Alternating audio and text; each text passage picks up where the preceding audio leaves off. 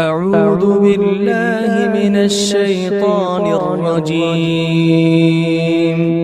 أعوذ بالله من الشيطان الرجيم. بسم الله الرحمن الرحيم.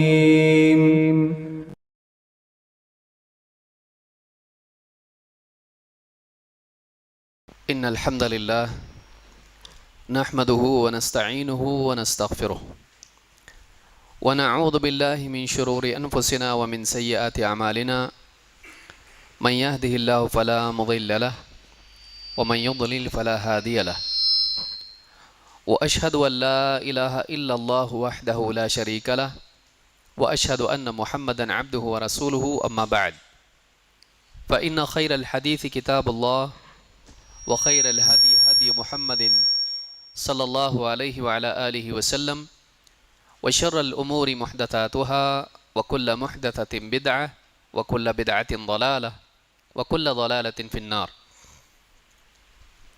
قال الله تبارك وتعالى الذين آمنوا ولم يلبسوا إيمانهم بظلم أولئك لهم الأمن وهم مهتدون.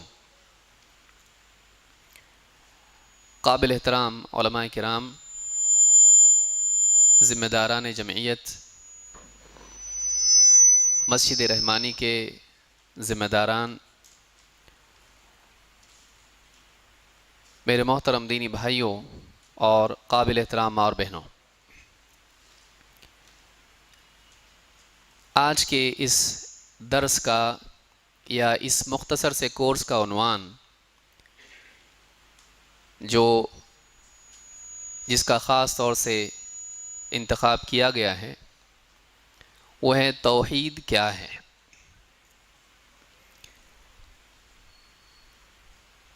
بہت سے لوگوں کے لیے یہ عنوان تعجب کا ذریعہ ہو سکتا ہے کہ ہم کو توحید سکھائی جائے گی، اہل حدیث کو توحید سکھانے کی کیا ضرورت ہے، اور ہم پہلے توحید کے بارے میں معلوم کر چکے ہیں، سیکھ چکے ہیں، اس کا اہتمام کرتے ہیں،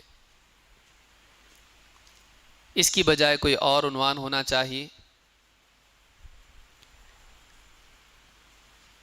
لیکن حقیقت یہ ہے کہ توحید ایک ایسا عنوان ہے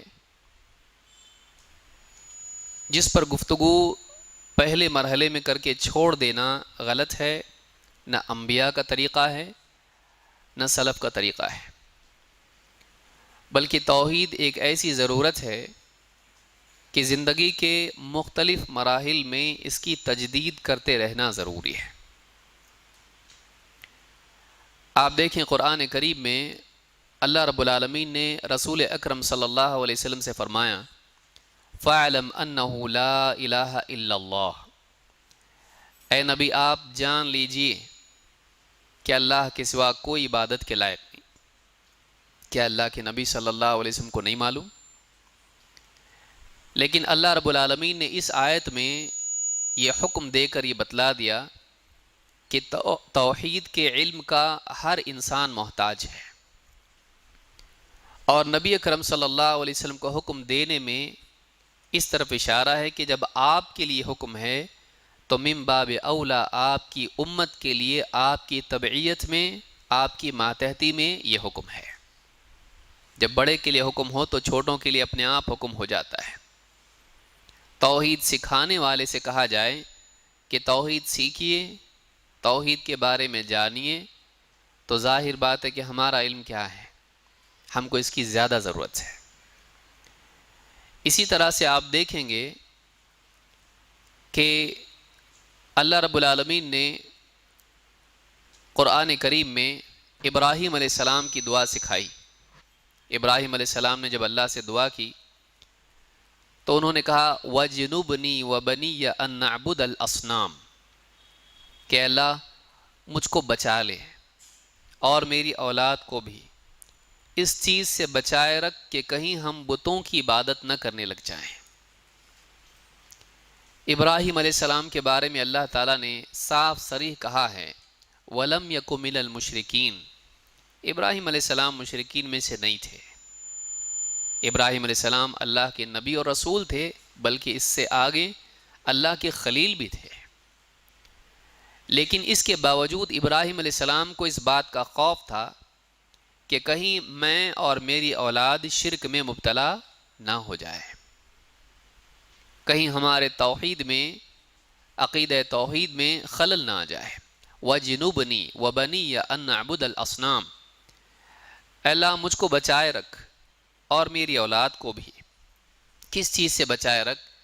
کہیں ہم بتوں کی عبادت نہ کرنے لگ جائیں۔ معلوم ہوا کہ ایک مومن عقیدہ توحید کے اہتمام کے باوجود شرک سے ڈرتا رہتا ہے، اور جس چیز کے بارے میں انسان کو معلوم نہ ہو اس میں واقع ہونے کا خطرہ زیادہ ہوتا ہے۔ اسی لیے شرک اور توحید کے بارے میں تفصیل علم ایک مسلمان کو ہونا چاہیے۔ جب ایک آدمی اسلام میں داخل ہوتا ہے تو اجمالی اقرار کر کے اسلام میں داخل ہوتا ہے، اشہد ان لا الہ الا اللہ و اشہد ان محمد رسول اللہ، شہادتین کا اقرار کیا، توحید کا کلمہ پڑھا، رسالت کی گواہی دی، اسلام میں آ گیا، اللہ کے سوا کوئی عبادت کے لائق نہیں معلوم پڑ گیا۔ اس کی تفصیل کیا ہے؟ توحید واقعی کیا ہے؟ اس کو اگر تفصیل سے آدمی نہیں سیکھا زندگی بھر ایسے ہی رہتا ہے، اور بعض اوقات کم علمی کی وجہ سے وہ اپنے آپ کو توحید پر سمجھتا ہے، لیکن اس کی زندگی میں کھڑکی سے، پچھلے دروازے سے شرک آ جاتا ہے۔ ان الشیطان لکم عدو فاتخذوہ عدوا، شیطان تمہارا کھلا دشمن ہے، تم اسے اپنا دشمن ہی بنائے رکھو۔ تو شیطان انسان کی لا علمی کا فائدہ اٹھاتا ہے۔ آدم علیہ السلام کا قصہ آپ کو معلوم ہے، وہ ایک چیز جو منع ہے اس چیز کے بارے میں بھی تأویلات کر کے اس کا یہ مطلب نہیں ہے، اس کا یہ مطلب ہے، اور انسان کے دل میں غلط باتیں ڈال کر اس سے وہی کرواتا ہے جس سے اللہ نے منع کیا ہے۔ اس لیے اگر ہم کو تفصیلی علم اگر توحید اور شرک کے بارے میں نہ ہو، بہت ممکن ہے کہ ہم ایک چیز سے تو بچ جائیں لیکن دوسری چیز میں واقع ہو جائیں۔ اس لیے بھی ضروری ہے کہ ہم اس چیز کے بارے میں علم حاصل کریں۔ مزید یہ کہ آپ دیکھیں گے اللہ کے نبی صلی اللہ علیہ وسلم اپنے آخری وقت میں، وفات سے بالکل آخری وقت میں، وفات سے قبل آپ اللہ تعالیٰ سے ایک دعا کر رہے تھے۔ وہ کیا دعا تھی؟ وہ بد دعا تھی، وہ لعنت تھی۔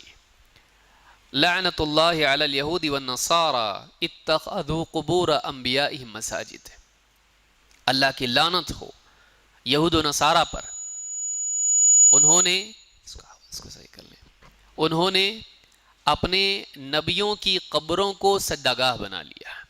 اتخذوا قبور انبیائہم مساجد، انہوں نے اپنے نبیوں کی قبروں کو سجدہ گاہ بنا لیا، ان پر سجدہ کرتے تھے، یا اپنے اور قبلے کے درمیان قبروں کو لے لیتے تھے، ان کے احترام اور تعظیم کے طور پر اور توسل کے طور پر۔ معلوم ہے کہ آخری وقت میں اللہ کے نبی صلی اللہ علیہ وسلم کی فکر یہ تھی کہ کہیں میری امت قبر پرستی میں مبتلا نہ ہو۔ آخری وقت میں اللہ کے نبی صلی اللہ علیہ وسلم کو امت کے بارے میں جس چیز کی فکر تھی وہ قبر پرستی ہے۔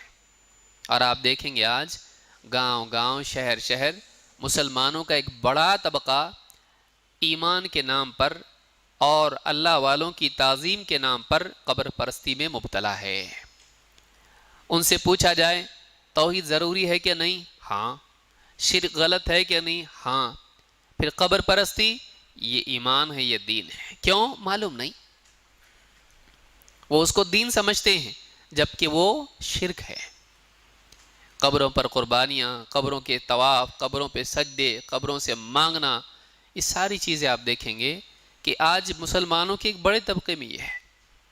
تو اس سے بھی معلوم ہوتا ہے کہ مسلمان ہونے کے باوجود ایک انسان اگر توحید کا علم حاصل نہ کرے شرک میں واقع ہو سکتا ہے، یہ مانتے ہوئے بھی کہ شرک غلط ہے، وہ شرک میں ہو سکتا ہے، علم نہیں۔ وَمَا يُؤْمِنُ أَكْثَرُهُمْ بِاللَّهِ إِلَّا وَهُمْ مُشْرِكُونَ، اللہ تعالیٰ نے فرمایا ان لوگوں میں سے اکثر کا حال یہ ہے کہ یہ اللہ پر ایمان رکھنے کے باوجود بھی مشرک ہیں، اللہ پر ایمان رکھنے کے باوجود بھی مشرک ہیں۔ اللہ کو مانتے ہیں لیکن شرک کرتے ہیں، ایسا ماننا کام نہیں دیتا ہے۔ آج مسلمانوں کے ایک بڑے طبقے سے آپ پوچھئے توحید کیا ہے، وہ کہے گا ایک اللہ کو ماننا۔ مشرکین کتنے اللہ کو مانتے تھے؟ ایک اللہ کو مانتے تھے، پھر وہ مشرک کیسے ہوئے؟ اگر یہی توحید ہے تو اس سے معلوم ہوتا ہے کہ ایک بڑا طبقہ مسلمانوں کا ایسا ہے کہ جس کو توحید کے بارے میں صفائی کے ساتھ معلوم نہیں ہے۔ اس سے معلوم ہوتا ہے کہ توحید کا علم حاصل کرنا ضروری ہے، اور جو سمجھا ہوا نہ ہو وہ سمجھا نہیں سکتا ہے۔ آنے والا دور دعوت کا ہے۔ آج سیاسی حالات بدل رہے ہیں اور ممکن ہے شرک والی طاقتیں مسلمانوں کو کنفیوز کریں، خاص طور سے گاؤں دیہات پچھڑے طبقات ہیں، ان میں جا کر ایسی باتیں کریں کہ وہ سمجھیں ہاں ٹھیک ہے یہ بھی صحیح ہے، سب کا مالک ایک، سارے راستے ایک ہی منزل کی طرف جاتے ہیں۔ اس طرح کی دعوت مستقبل میں چلائی جائے گی، اور ممکن ہے کمزور طبقات اس کی طرف جائیں، جہالت کی وجہ سے، کمزوری کی وجہ سے، علم کی کمزوری، سیاسی کمزوری، حوصلے کی کمی، یا اسی طرح سے مالی کمزوری، فائنینشیل پرابلمز، ان کی وجہ سے پچھڑے طبقات مسلمانوں کے بعض علاقوں میں جا سکتے ہیں۔ مسلمانوں کو چاہیے کہ ہر مسلمان کو صحیح معنی میں توحید سکھائیں، لیکن سکھانے کے لیے پہلے سیکھنا پڑتا ہے۔ لہٰذا ہم کو معلوم ہونا چاہیے کہ کیا توحید ہے اور کیا نہیں ہے، کیا شرک ہے، یہ ہم کو معلوم ہونا چاہیے۔ اگر نہیں معلوم ہے تو ہم کہیں گے ہاں توحید بہت ضروری ہے، کیا ہے توحید؟ مولوی صاحب سے پوچھنا پڑے گا۔ فون لگا رہے ہیں، مولوی صاحب سو گئے، اٹھا بھی نہیں رہے فون، اکثر ایسا ہوتا ہے۔ تو توحید فرض کفایہ نہیں ہے، توحید فرض عین ہے۔ ہر انسان کے لیے توحید سیکھنا فرض ہے، من باب اولا ہر مسلمان مرد اور عورت کے لیے توحید سیکھنا فرض ہے۔ وہ قربانی کی طرح نہیں ہے، گھر کا ایک آدمی کر دے تو سب کی طرف سے ہو جاتی ہے، نہیں، بلکہ یہ سب کو معلوم ہونا چاہیے، ہر مسلمان کو اس کا علم ہونا چاہیے۔ تو یہ جو کورس ہمارا ہے اس کا یہی مقصد ہے کہ ہم دلائل کے ساتھ توحید کے بارے میں معلوم کریں، اور اس میں جو شبہات ہو سکتے ہیں ان کے تعلق سے بھی وضاحت ہمارے سامنے آ جائے تاکہ صحیح عقیدہ ہم کو معلوم ہو۔ تو یہ ہمارا گویا کہ اس کورس کی اہمیت کے تعلق سے ایک مقدمہ ہے، اس کو یاد رکھیں کہ کسی مسلمان کو آپ کہیں ذرا توحید کے بارے میں سنو، وہ کہے کہ مجھ کو توحید کی کیا ضرورت ہے؟ آپ کو بتانے آنا چاہیے کیوں ضروری ہے۔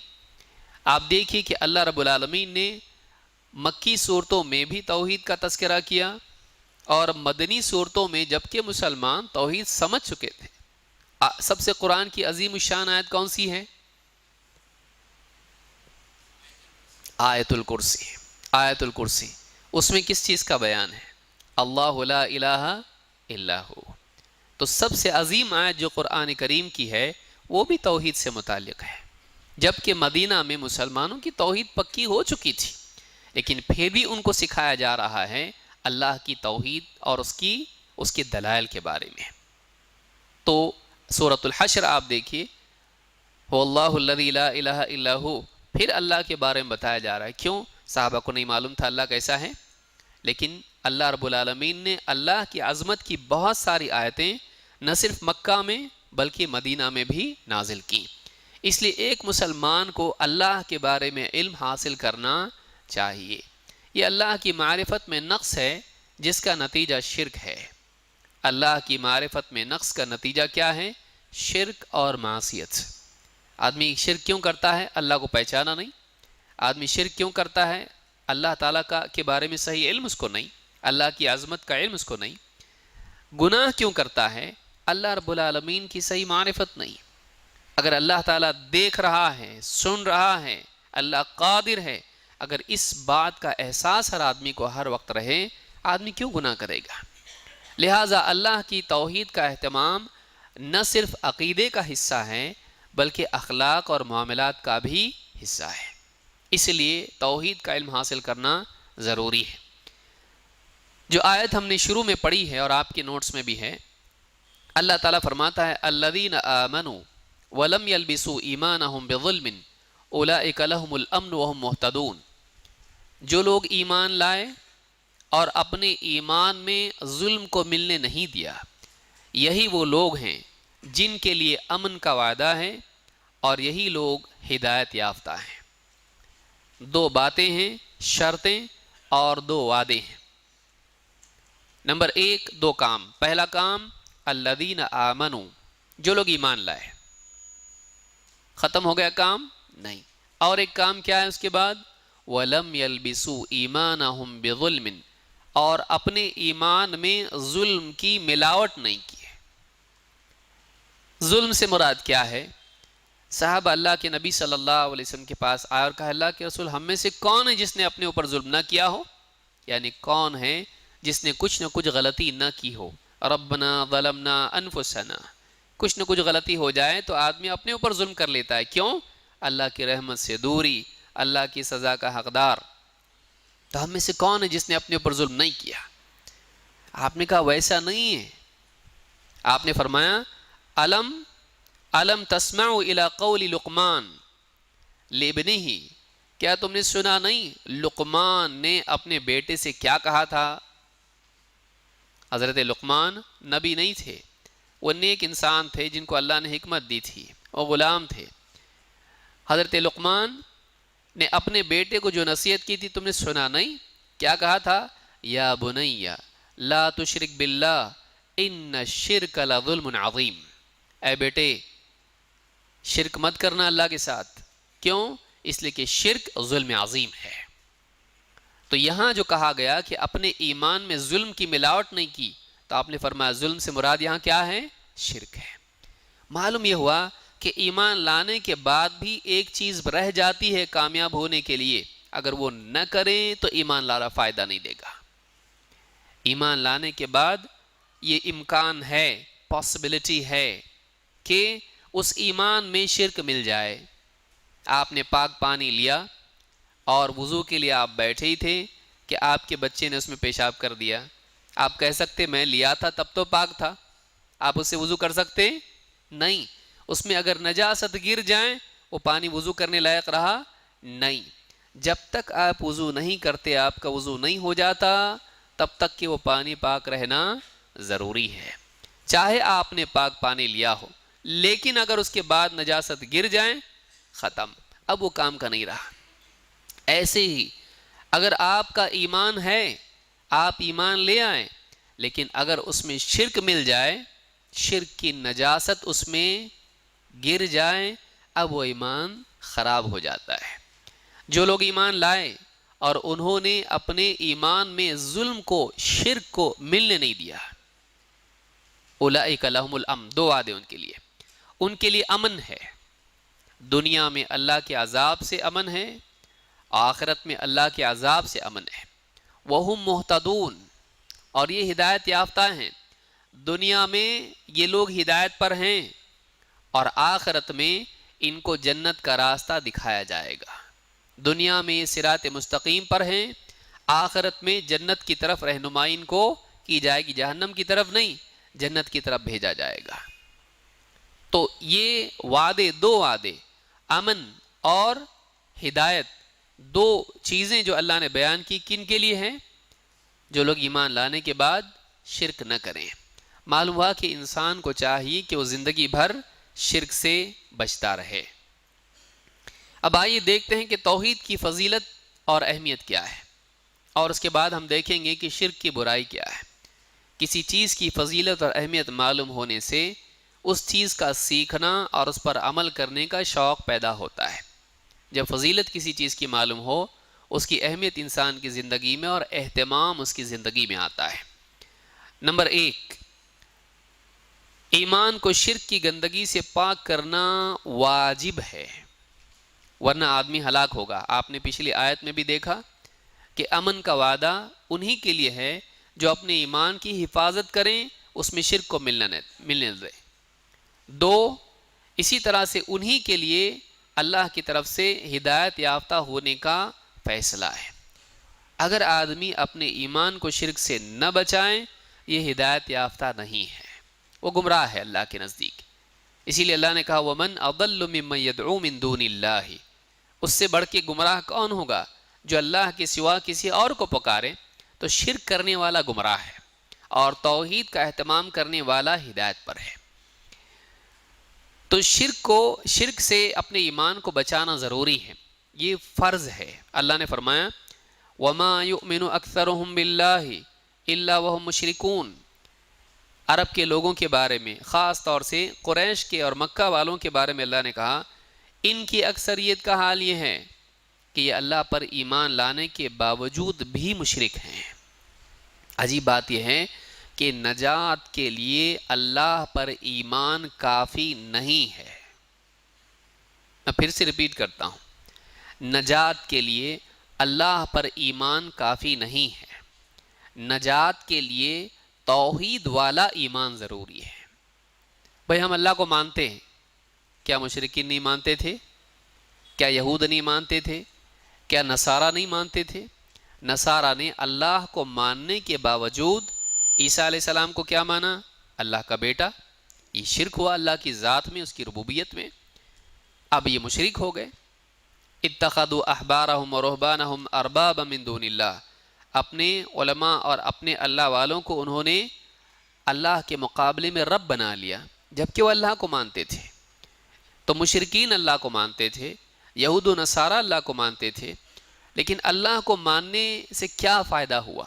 صرف اللہ کے وجود کو مان لینا، اللہ کو معبود مان لینا، اللہ کو رب مان لینا کافی نہیں ہے، جب تک کہ اس ایمان میں توحید نہ ہو۔ اللہ ہی رب ہے اور کوئی نہیں، اللہ ہی معبود ہے، دوسرا کوئی معبود نہیں، اللہ جیسا کوئی نہیں۔ جب تک کہ توحید نہ ہو، اللہ ہی کے لیے ربوبیت اور الوہیت کو خاص نہ کیا جائے اور اللہ کے اسماء و صفات میں اللہ کو منفرد، یکتا، یونیک نہ مانا جائے، تب تک کہ آدمی کا ایمان صحیح نہیں ہوتا ہے۔ توحید اس کو کہتے ہیں، صرف مان لینا کافی نہیں ہے۔ تو کہا کہ ان میں سے اکثریت کا حال یہ ہے کہ یہ لوگ اللہ پر ایمان رکھتے ہیں لیکن پھر بھی مشرک ہے۔ معلوم ہوا کہ اللہ پر ایمان کے باوجود بھی ایک انسان مشرک ہو سکتا ہے۔ تو نجات صرف ایمان میں نہیں ہے، ایسے ایمان میں ہے جو شرک سے پاک ہو، توحید والا ہو۔ آپ یاد رکھیں گے اس کو، نجات صرف ایمان میں نہیں ہے، ایسے ایمان میں ہے جو توحید والا ہو اور شرک سے پاک ہو۔ صرف اللہ کو ماننا کافی نہیں ہے۔ یہ سورہ یوسف کی آیت نمبر 6۔ اسی طرح سے پچھلی آیت میں آپ نے دیکھا الذین آمنوا ولم یلبسوا ایمانہم بظلم اولئک لہم الامن وہم مہتدون، جو لوگ ایمان لائے اور اپنے ایمان میں شرک کی ملاوٹ نہیں کی، ظلم کی ملاوٹ نہیں کی۔ تو ایمان کو ظلم سے بچانا، شرک سے بچانا ضروری ہے۔ جب شرک ایمان میں مکس ہو جاتا ہے، ایمان کے ساتھ ساتھ آدمی جب شرک بھی کرتا ہے تو وہ شرک اس کے ایمان کو برباد کر دیتا ہے۔ جیسے میں نے پانی کی مثال دی، موٹی موٹی مثال آپ یاد رکھ سکتے ہیں۔ دوسری مثال بعض علماء نے دی ہے کہ ایک آدمی مثال کے طور پر وضو اس نے کیا اور وضو کے بعد میں اس نے پیشاب کر لیا، استنجا کے لیے وہ گیا، کیا وہ کہہ سکتا ہے کہ اب میں نماز پڑھ سکتا ہوں؟ نہیں۔ کیا آدمی نماز پڑھ سکتا ہے؟ ایک آدمی نے ایک دم کامل وضو کیا اور وضو کرنے کے بعد وہ استنجا کے لیے گیا، واش روم میں گیا، قضاء حاجت کے بعد باہر آ کر سیدھے وہ نماز پڑھ سکتا ہے؟ نہیں۔ اس سے کہا کہ آپ وضو نہیں ہے آپ کا۔ آدمی کہے کہ میں تو وضو کیا ہوں، میں وضو کیا ہوں، میں گھر سے وضو کر کے آیا ہوں، کیا وہ آدمی نماز پڑھ سکتا ہے؟ نہیں۔ اس سے کہا جائے گا ہاں آپ نے وضو کیا لیکن اس کے بعد آپ نے ایسا کام کیا جس سے آپ کا وضو ٹوٹ گیا۔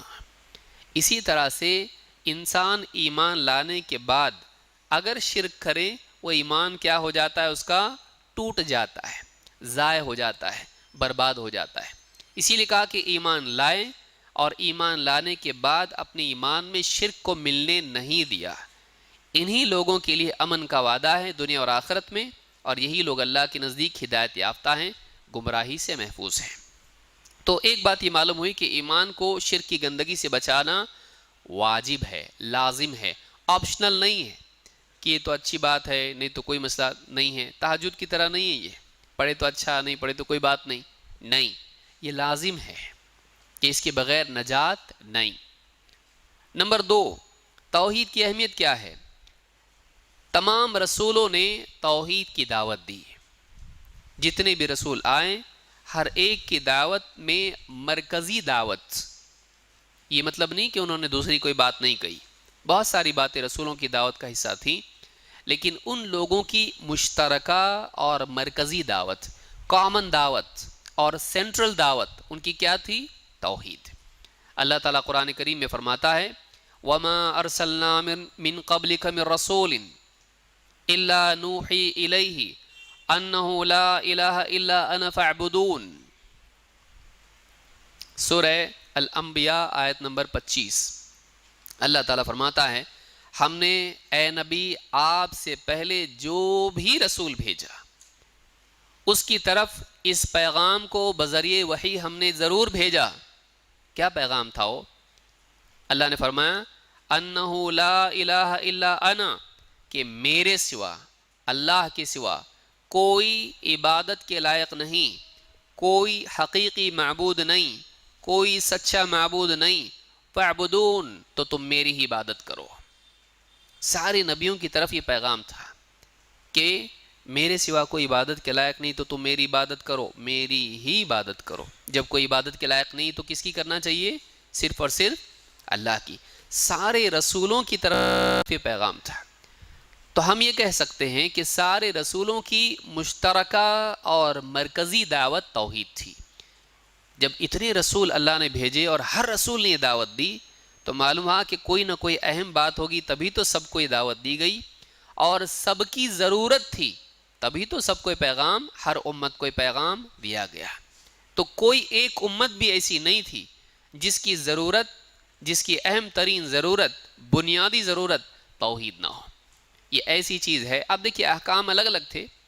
پچھلی امتوں کے لیے مال غنیمت استعمال کرنا جنگوں کے بعد حرام تھا، لیکن امت مسلمہ کے لیے، اس امت کے لیے حلال کر دیا گیا۔ پچھلی امتوں میں بعض احکام تھے، اس امت میں احکام تبدیل ہو گئے۔ تو بعض احکام تبدیل ہوئے، توحید کبھی تبدیل نہیں ہوئی۔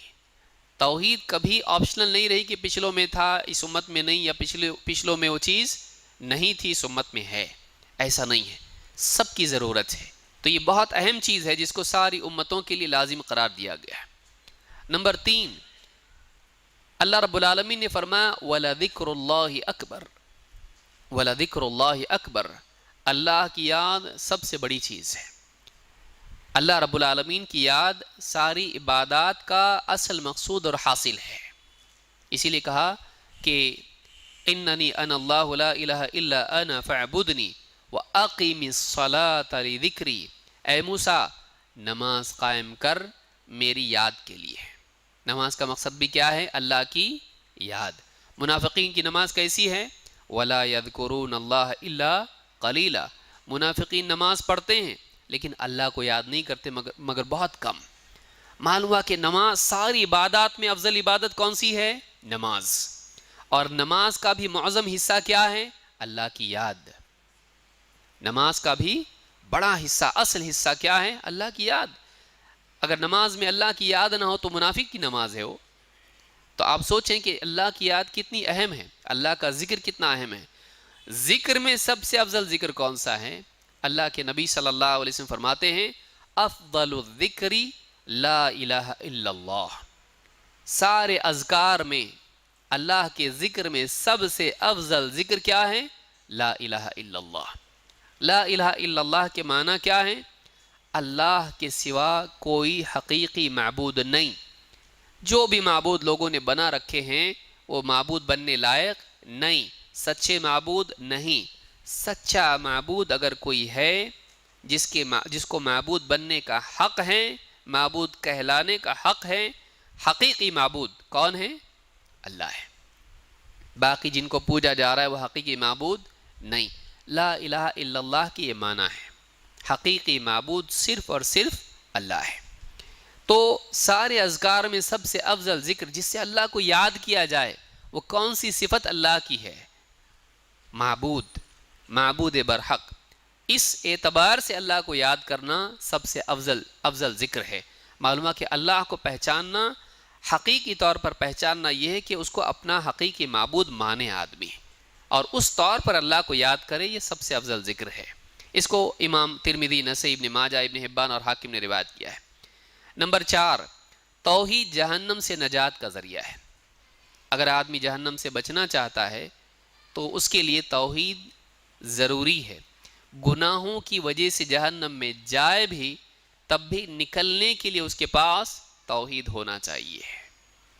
توحید نہیں، جہنم میں ہمیشہ رہے گا۔ توحید ہے، گناہ بھی ہیں، گناہ کی وجہ سے گیا بھی، توحید کی وجہ سے باہر آئے گا۔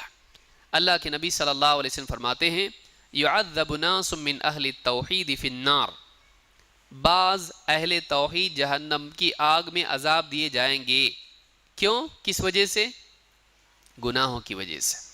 حتی یکون فیہا حمما، یہاں تک کہ وہ جہنم میں جل کے کوئلہ ہو جائیں گے۔ ثم تدرکہم الرحمہ فیخرجون، پھر انہیں اللہ کی رحمت پائے گی، اللہ کی رحمت نصیب ہوگی، تو کیا ہوگا؟ فیخرجون، وہ جہنم سے نکالے جائیں گے۔ کس وجہ سے نکالے جائیں گے؟ ان کی توحید کی وجہ سے۔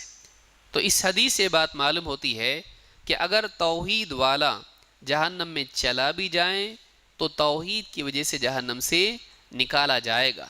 ربما یود الذین کفروا لو کانوا مسلمین، ایک وقت آئے گا کہ مشرکین، کفر کرنے والے اس بات کی تمنا کریں گے کہ کاش ہم مسلمان ہوتے ہیں۔ اس آیت میں اللہ رب العالمین نے بتلایا کہ ایک وقت آئے گا وہ تمنا کرے کاش ہم مسلمان ہوتے ہیں۔ اس کے بارے میں ابن ابی عاصم کی ایک روایت ہے، حدیث میں، حدیث کی کتابوں میں، السنہ میں انہوں نے اس کو روایت کیا ہے کہ لات اور عزا کی عبادت کرنے والے ایمان والوں سے، توحید والوں سے، ان کو طعنہ دیں گے جہنم میں، کہیں گے تمہارے لا الہ الا اللہ کا کیا فائدہ ہوا تم کو، ہمارے ساتھ تم بھی تو جہنم میں آ گئے، توحید والے تھے تم بھی جہنم میں آ گئے، طعنہ دیں گے ان کو۔ اللہ کے نبی صلی اللہ علیہ وسلم فرماتے ہیں یہ بات اللہ تعالیٰ کو اس بات پر بہت غصہ آئے گا، میرے توحید والے بندے ان کو طعنہ دے رہے توحید کی وجہ سے، گویا کہ یہ نہ صرف ان کی تحقیر ہے بلکہ توحید کی بھی تحقیر ہے۔ کیا کام ہے یہ توحید؟ یعنی توحید کام نہیں آتی؟ اللہ تعالیٰ ان کے اس طعنہ دینے کی وجہ سے ان نیک ایمان والے بندوں کو جو کہ گناہ گار تھے ان کو جہنم سے نکال دے گا۔ سارے توحید والوں کو جہنم سے نکال کے جنت میں ڈالا جائے گا۔ اب جب وہ لوگ دیکھیں گے کہ توحید کی بنیاد پر ان کو نکالا گیا ہے، کہیں گے کاش ہمارے پاس بھی یہ کلمہ ہوتا کہ آج ہم جہنم سے نکالے جاتے ہیں، لیکن ان کے پاس وہ کلمہ نہیں ہے، اس لیے وہ ہمیشہ جہنم میں پڑے رہیں گے۔ تو اس حدیث سے بھی یہ بات معلوم ہوتی ہے کہ اہل توحید کو ان کی توحید کی بنیاد پر جہنم سے نکالا جائے گا۔ لہٰذا یہ بہت اہم کلمہ ہے اور یہ بہت اہم عقیدہ ہے۔ اسی طرح سے توحید کی فضیلت یہ بھی ہے کہ وہ گناہوں کو مٹا دیتی ہے۔ اللہ کے نبی صلی اللہ علیہ وسلم فرماتے ہیں ان اللہ سیخلص رجلا من امتی علی رؤوس الخلائق یوم القیامہ، قیامت کے دن اللہ تعالیٰ میری امت میں سے ایک شخص کو سارے لوگوں کے درمیان میں ان کے سامنے لائے گا، فینشر علیہ 99 سجلا، اس کے لیے اس کے گناہوں کے 99 دفتر پھیلا دیے جائیں گے۔ کتنے؟ 99 گناہوں کے دفتر، اتنے گناہ، کتنا پاپی ہوگا وہ، اس کے سارے گناہوں کے دفتر پھیلائے جائیں گے۔ کل سجل مثل مد البصر، ہر دفتر اس کی جہاں تک نگاہ جائے گی اتنے گناہ اس نے کیے ہوں گے۔ ثم یقول، پھر اس سے اللہ تعالیٰ فرمائے گا اتنکر من ھذا شیئا، یہ جو اتنے سارے گناہ ہیں اس میں سے کوئی گناہ ہے جس کا تو انکار کرتا ہے، ڈینائی کرتا ہے، تیرے اوپر جو بھی ایلیگیشنز ہیں وہ غلط ہیں، تو اگر تیرا کچھ کہنا ہے ایسا، اظلمک کتبتی الحافظون، ہمارے جو گناہوں کے اعمال کے لکھنے والے فرشتے تھے انہوں نے تجھ پہ ظلم تو نہیں کر دیا، اتنا سب لکھ دیا اور تو نے کیا نہ ہو؟ وہ کہے گا فیقول لا یا رب، کہے گا نہیں میرے رب ایسا کچھ بھی نہیں ہے۔ فیقول افلک عذر او حسنۃ، تیرے پاس کوئی ایکسکیوز ہے اپنے ڈیفنس میں، یا تیرے پاس کوئی نیکی ہے اپنے بچاؤ کے لیے ان گناہوں کے مقابلے میں؟ فیقول لا یا رب، پھر دوسرا جواب بھی کیا دے گا؟ نہیں اے میرے رب میرے پاس کوئی نیکی بھی نہیں ہے اور کوئی ایکسکیوز بھی نہیں ہے۔ فیقول بلا ان لک عندنا حسنہ فانہ لا ظلم علیک اليوم، اللہ تعالیٰ کہے گا نہیں بلکہ ہمارے پاس تیری ایک نیکی ہے اور آج کے دن تجھ پر کوئی ظلم نہیں کیا جائے گا۔ فتخرج بطاقۃ فیہا اشہد ان لا الہ الا اللہ واشہد ان محمدا عبدہ ورسولہ، ایک کاغذ کی پرچی بطاقہ نکالا جائے گا اور اس پر لکھا ہوگا اشہد ان لا الہ الا اللہ واشہد ان محمدا عبدہ ورسولہ، اس پہ شہادتین کا اقرار ہوگا۔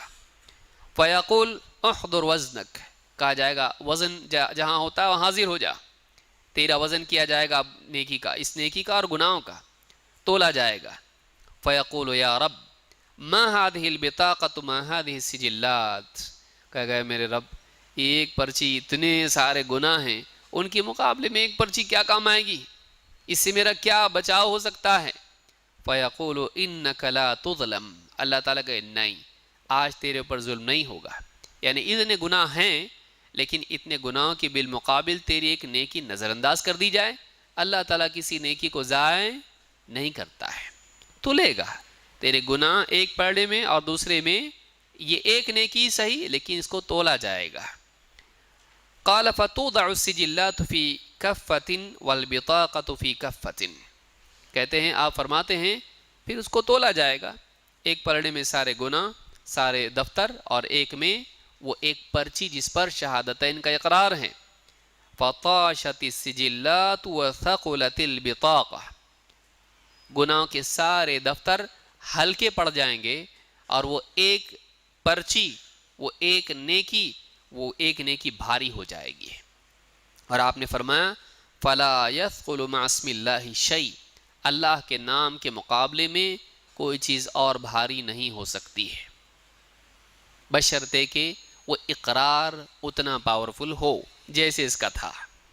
کہ آدمی مثلاً زندگی بھر گناہ کے آخری وقت میں اشہد ان لا الہ الا اللہ واشہد ان محمد رسول اللہ کچھ بھی نہیں کر سکتا، بستر پر پڑا ہے زندگی بھر گناہ کیے ہیں، آخری وقت میں دل کی گہرائی کے ساتھ سارا دین اللہ کے لیے خالص کرتے ہوئے آدمی کلمہ پڑھ لیا، ایک دم پاور کے ساتھ میں یقین کے ساتھ اور بندگی کے سارے جذبات کے ساتھ اللہ کی طرف رجوع کے جذبے کے ساتھ، اب وہ نیکی ایسی زبردست ہوگی کہ اس کے جتنے گناہ تھے وہ کیا ہو گئے؟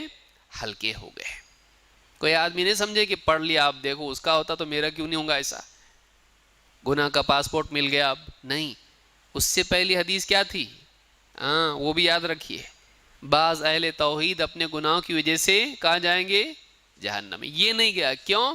علماء نے کہا کہ اس کا اقرار اتنا پاورفل تھا، تو کوئی بندہ ایسا بھی ہو سکتا ہے کہ گناہ تھے لیکن اس کا اقرار ایک دم زبردست تھا، آخری وقت میں کچھ نہیں کر سکا، مضبوط اقرار کر کے گیا، تو ویسا اقرار اگر ہو تو آدمی نجات پائے گا، تو سارے گناہوں کے مقابلے میں اس کی توحید اس کے کام آئی۔ اس حدیث کو امام احمد، ترمذی، حاکم اور امام البیہقی نے روایت کیا ہے اپنی کتاب شعب الایمان میں، اور اسی طرح سے ابن حبان نے بھی اس کو روایت کیا ہے۔ تو یہ حدیث بھی بتلاتی ہے کہ توحید آخرت میں گناہوں کے مقابلے میں بھاری ہو سکتی ہے اگر توحید ہو، اگر توحید مضبوط ہو تو یہ بھی انسان کے لیے نجات کا ذریعہ بن سکتی ہے۔ آئیے اب دیکھتے ہیں توحید کے خلاف کیا چیز ہے؟ شرک کی برائی اب دیکھتے ہیں اور اس کے نقصانات دیکھتے ہیں۔ نمبر 1، شرک کبیرہ گناہوں میں سب سے بڑا گناہ ہے۔ کبیرہ کس کو کہتے ہیں؟ بڑے گناہ کو۔ صغیرہ کس کو کہتے ہیں؟ چھوٹے گناہ کو۔ بڑے گناہوں میں بھی بڑا گناہ، سب سے بڑا گناہ کیا ہے؟ شرک. گناہ سے اللہ خوش ہوتا کہ ناراض؟ ناراض. تو کبیرہ گناہوں سے اور ناراض، ان میں سب سے کبیرہ گناہ سے اتنا ناراض. اللہ کو ناراض کرنے والا سب سے بھیانک گناہ اگر کوئی ہے جو سب سے زیادہ اللہ کو ناراض کرتا ہے، وہ کیا ہے؟ شرک ہے. لہٰذا اس سے بچنا ضروری ہے. اللہ اگر ناراض ہو تو انعام دیتا ہے یا سزا؟ سزا. تو یہ بہت ہی سنگین گناہ ہے، اس سے ایک مسلمان کو بچنا چاہیے. اللہ کے نبی صلی اللہ علیہ وسلم فرماتے ہیں اکبر الکبائر الاشراک باللہ. کبیرہ گناہوں میں سب سے بڑا گناہ اگر کوئی ہے تو وہ اللہ کے ساتھ شرک کرنا ہے. اللہ کے ساتھ شرک کرنا، چاہے اللہ کے ساتھ کسی پتھر کو شریک کریں، بت کو، چاہے اللہ کے ساتھ کسی قبر کو شریک کریں، اللہ والے کو، چاہے اللہ کے ساتھ کسی فرشتے کو شریک کریں، مکرم فرشتہ جبریل، یا اللہ کے ساتھ میں کسی نبی اور رسول کو شریک کرے، عیسیٰ علیہ السلام یا محمد صلی اللہ علیہ وسلم، کسی کو بھی شریک کرو، اللہ تعالیٰ شرک کو معاف نہیں کرتا ہے. اور وہ اکبر الکبائر ہیں، سارے گناہوں میں سب سے بڑا گناہ ہے. وہ نیکی کبھی بن سکتا نہیں، چاہے کتنی بھی نیک شخصیت کو اللہ کے ساتھ شریک کرے. لاجک چلا کہ نہیں چلے گا. اللہ کے ساتھ نیک کو شریک کیے نا تو نیکی بن جاتا ہو، برے کو شریک کریں تو برائی بن جاتی. ایسا ہے نہیں. کتنا بھی نیک بندہ ہو، اللہ کے ساتھ اگر اس کو شریک کرے تو وہ نیکی نہیں بلکہ کیا ہے؟ گناہ. گناہوں میں سب سے بڑا گناہ ہے. آپ کو یہ میں کیوں اتنا آسانی سے سمجھا رہا ہوں؟ آپ بولیں گے تو سب ہم کو معلوم ہے. سمجھانے بھی آنا چاہیے. بعض اوقات آپ گھر میں بچے ہیں آپ کے، کیسا سمجھائیں گے ان کو؟ جتنا بولے اتنا سن نہیں. ہمارا پڑھانے کا طریقہ بھی غلط ہے. ہم لوگ سمجھا نہیں سکتے، ہم لوگ حکم دے کے منوانا جانتے ہیں. نہیں، آپ کو سمجھانے آنا چاہیے. آپ اپنے گھر میں بچوں کو، آپ میں سے کتنے لوگ ہیں جو آج تک آپ کا بچہ بولنے لگا، جیک اینجل سکھایا اس کو، اچھی بات ہے، آپ کی مرضی، ABCD بھی سکھایا اس کو، بٹھا کے کبھی سکھایا بیٹا توحید کیا ہے بتا، لا الہ الا اللہ کا ترجمہ کیا ہے بتا، ٹرانسلیشن اس کا کیا ہے بتا، ایاک نعبد و ایاک نستعین کا کیا مطلب ہے ہم نماز میں پڑھتے. کس کے پاس ٹائم ہے؟ واٹس ایپ چیک کرنے سے ٹائم ہے کیا اپنے کو؟ سارے جہاں کا درد ہمارے سر میں ہے. تو آدمی اپنے گھر میں اپنے بچوں کو نہیں سکھا پاتا ہے، بیوی سے کبھی محاسبہ نہیں کرتا ہے کہ بتا توحید سیکھی کہ نہیں سیکھی. ہاں وہ بھی اہل حدیث ہے، میں بھی اہل حدیث ہوں، نہ اس کو معلوم نہ اس کو معلوم. وہ اس کو پوچھے تو فون لگائے، وہ اس کو پوچھے تو میکے میں پوچھے. نہیں معلوم لوگوں کو. کتنے لوگوں کو معلوم ہے، بول نہیں پاتے. معلوم ہونا چاہیے. تو اکبر الکبائر الاشراک باللہ، یہ بخاری کی روایت ہے. شرک ایسا گناہ ہے کہ جو معاف نہیں ہوگا. شرک معاف نہیں ہوگا. یعنی دو چیزیں یاد رکھیے، توبہ کیا تو معاف ہوگا، لیکن توبہ نہیں کیا اور شرک کی حالت میں مر گیا، معاف نہیں ہوگا. چاہے کوئی بھی سفارش کرے، بلکہ کوئی سفارش کرے گا ہی نہیں اس کی. اور گناہ اگر ہو، شراب پیا، چوری کیا، جھوٹ بولا یا اور کوئی گناہ کیا، آخرت میں ممکن ہے اللہ معاف کر دے. وہ اللہ کی مشیت ہے، اللہ چاہے تو معاف کر دے، چاہے تو معاف نہ کرے. شرک معاف نہیں ہوگا. اس لیے اللہ نے فرمایا قرآن کریم میں، ان اللہ لا یغفر ان یشرک بہ، اللہ تعالی مغفرت نہیں کرے گا اس گناہ کی کہ اللہ کے ساتھ شرک کیا جائے. وَيَغْفِرُ مَا دُونَ ذَلِكَ لِمَن يَشَاءُ، ہاں شرک سے کم تر، ما دون ذالک، دون ذالک اس سے نیچے.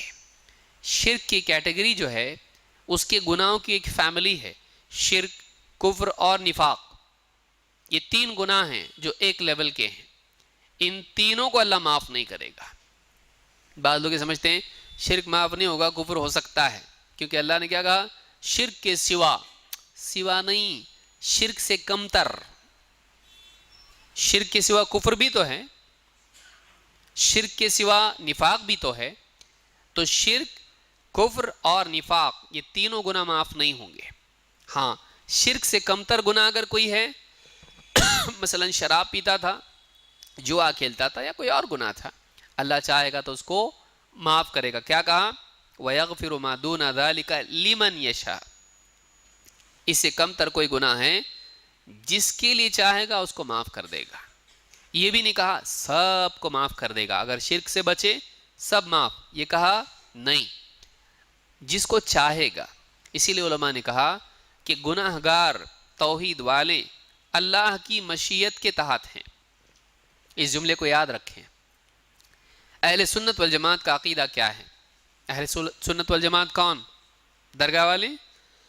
اہل سنت والجماعت کون؟ جو سنت کا اہتمام کرتے ہوں اور جو صحابہ کی جماعت والے راستے پر چلتے ہوں، وہ اہل سنت والجماعت ہے. جو صحابہ جس پر جمع ہیں اس سے ہٹ کے نہیں چلتے ہیں. کیونکہ حدیث میں کیا آیا؟ میری امت 73 فرقوں میں بٹ جائے گی، سب کے سب جہنم میں جائیں گے سوا ایک کے.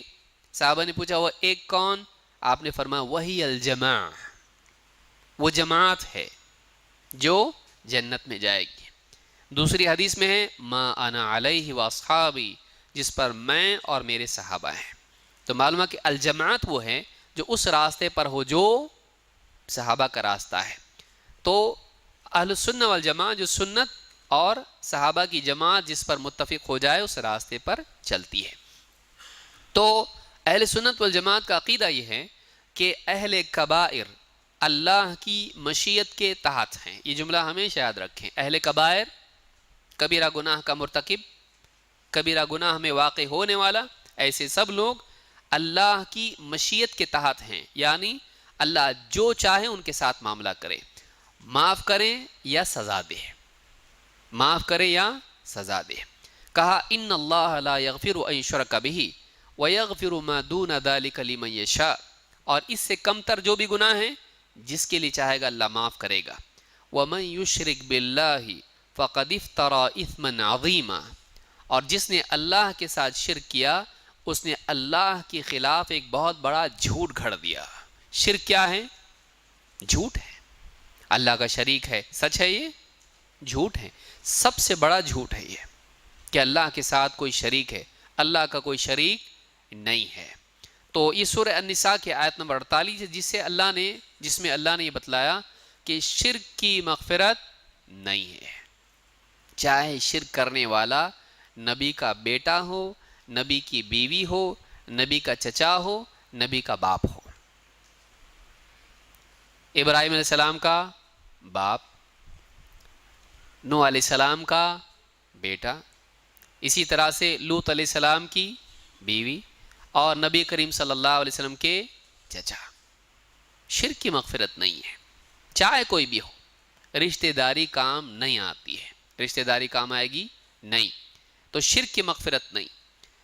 تیسری چیز شرک کی برائی یہ بھی ہے کہ شرک ساری پچھلی نیکیوں کو برباد کر دیتا ہے. جیسے پانی کی مثال میں نے دی، شرک پچھلی ساری نیکیوں کو برباد کر دیتا ہے. اللہ تعالیٰ فرماتا ہے وَلَقَدْ أُوحِيَ إِلَيْكَ وَإِلَى الَّذِينَ مِن قَبْلِكَ.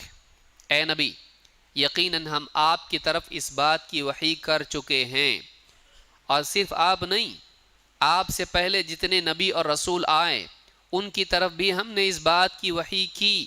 ہم نے ان کی طرف یہ میسج، پیغام بھیجا. کیا پیغام تھا وہ؟ لَإِنْ أَشْرَكْتَ لَيَحْبَطَنَّ عَمَلُكَ وَلَتَكُونَنَّ مِنَ الْخَاسِرِينَ. لَإِنْ أَشْرَكْتَ، اگر تو نے شرک کیا، لَيَحْبَطَنَّ عَمَلُكَ، تیرا عمل برباد ہو جائے گا، وَلَتَكُونَنَّ مِنَ الْخَاسِرِينَ، اور تو خسارہ، گھاٹا، لاس اٹھانے والوں میں سے ہو جائے گا. علماء نے کہا دونوں امکانات ہیں. یہ خطاب براہ راست نبی سے ہو کہ اگر آپ نے بھی شرک کیا تو ایسا ہوگا،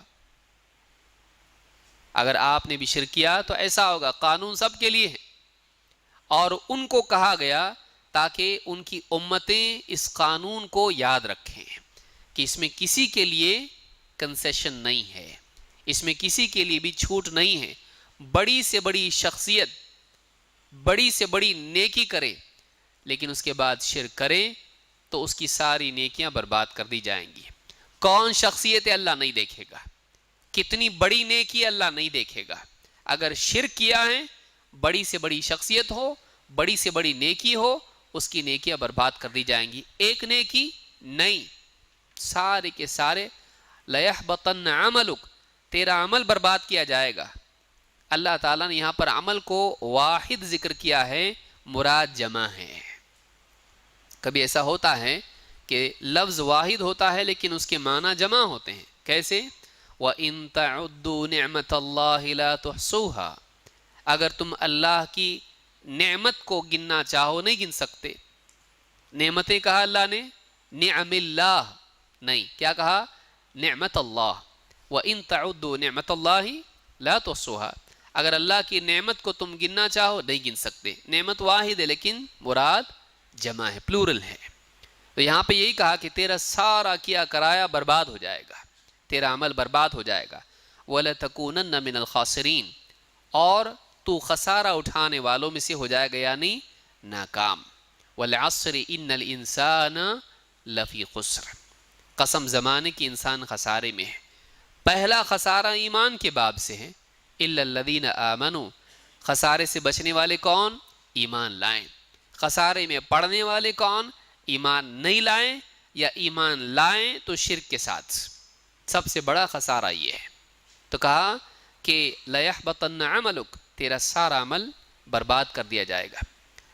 وَلَوْ أَشْرَكُوا لَحَبِطَ عَنْهُمْ مَا كَانُوا يَعْمَلُونَ، اللہ نے کہا یہ سارے نبی، 18 نبیوں کے نام گنائے اللہ نے، اور کہا اگر یہ سارے نبی اگر یہ بھی شرک کرتے ہم ان کی ساری نیکیاں برباد کر دیتے. معلوم ہے کہ نبیوں کے بارے میں بھی اللہ نے بات کہی ہے. اس سے معلوم ہی ہوتا ہے کہ اگر بڑی سے بڑی شخصیت بھی بڑی سے بڑی نیکی کریں، شرک کی وجہ سے اللہ تعالیٰ اس کے ساری نیکیوں کو برباد کر دے گا. کتنی عجیب بات ہے. آپ دیکھیے، توحید پچھلے سارے گناہوں کو مٹا دیتی ہے اور شرک پچھلی ساری نیکیوں کو مٹا دیتا ہے. ایک آدمی زندگی بھر شرک کیا اور آخری وقت میں، جیسے ابو طالب کے پاس گئے اللہ کے رسول صلی اللہ علیہ وسلم، زندگی بھر شرک کیا اور پھر ایمان لایا، توحید کا کلمہ اقرار کیا. یہ جو اقرار ہے توحید والا، زندگی کے پچھلے سارے گناہ مٹا دیتا ہے. اسلام پچھلے سارے گناہوں کو ختم کر دیتا ہے. لیکن اس کا الٹا دیکھیے، آدمی زندگی بھر بڑی بڑی نیکیاں کیا، آخر میں جا کے آخری وقت میں شرک کیا، شرک اکبر، پچھلی ساری نیکیاں سب برباد. انما الاعمال بالخواتیم، اعمال کا مدار خاتمے پر ہے. لہٰذا انسان کو اپنی توحید لانے کے بعد، توحید قبول کرنے کے بعد اس کو بچانا ضروری ہے، اس کو بچانا بھی ضروری ہے. ورنہ زندگی بھر توحید پر تھا، آخری وقت میں شیطان نے کنفیوز کر دیا، شرک میں مبتلا کر دیا، اور اللہ کی بجائے پکارنے لگا یا غوث یا فلاں یا فلاں، یا علی المدد یا علی مشکل کشا، گیا کام سے. ساری زندگی بھر کی توحید برباد. لہٰذا انسان کو اپنی توحید کی حفاظت کرنا چاہیے. اور اس آیت سے بات معلوم ہوتی ہے کہ شرک میں واقع ہونے والا اپنی پچھلی پوری نیکیاں برباد کر دیتا ہے. لَإِنْ أَشْرَكْتَ لَيَحْبَطَنَّ عَمَلُكَ، یہ شرک کی برائی معلوم ہوتی ہے اس سے. یہ سورہ الزمر کی آیت نمبر 65 ہے. نمبر 4، شرک کرنے والے کا ٹھکانہ جہنم ہے. شرک کا انجام کیا ہے؟ جہنم. اللہ تعالیٰ فرماتا ہے اِنَّهُ مَن يُشْرِكْ بِاللَّهِ فَقَدْ حَرَّمَ اللَّهُ عَلَيْهِ الْجَنَّةَ وَمَأْوَاهُ النَّارُ وَمَا لِلظَّالِمِينَ مِنْ أَنصَارٍ. ایک گناہ اور اس گناہ کی سزا میں 3 سٹیٹمنٹس، 3 چیزیں اس کے بارے میں بیان کی گئی ہیں. گناہ کیا ہے؟ انہو من یشرک باللہ، یقین رکھو، انہو یقین رکھو کہ جو شرک کرے اللہ کے ساتھ، اس کے بارے میں 3 باتیں اللہ نے بیان کی ہیں. نمبر 1، فقد حرم اللہ علیہ الجنہ، اللہ تعالیٰ نے اس پر جنت کو حرام کر دیا ہے. حرام کے معنی عربی زبان میں منع کے ہیں. حرام کے معنی عربی زبان میں کس کے ہوتے ہیں؟ منع. اس کے لیے جنت ممنوع ہے، وہ جنت میں نہیں جا سکتا ہے. نمبر 1، پہلا نقصان کیا ہوا؟ جنت میں نہیں جا سکتا، جنت میں انٹری نہیں۔ آدمی کہ باہر بیٹھ جاؤں گا میں، نہیں، دوسری جگہ ہے اس کے لیے، کیا ہے؟ وَمَأْوَاهُ النَّارُ، اس کا ٹھکانہ کہاں ہے؟ جہنم کی آگ اس کا ٹھکانہ ہے۔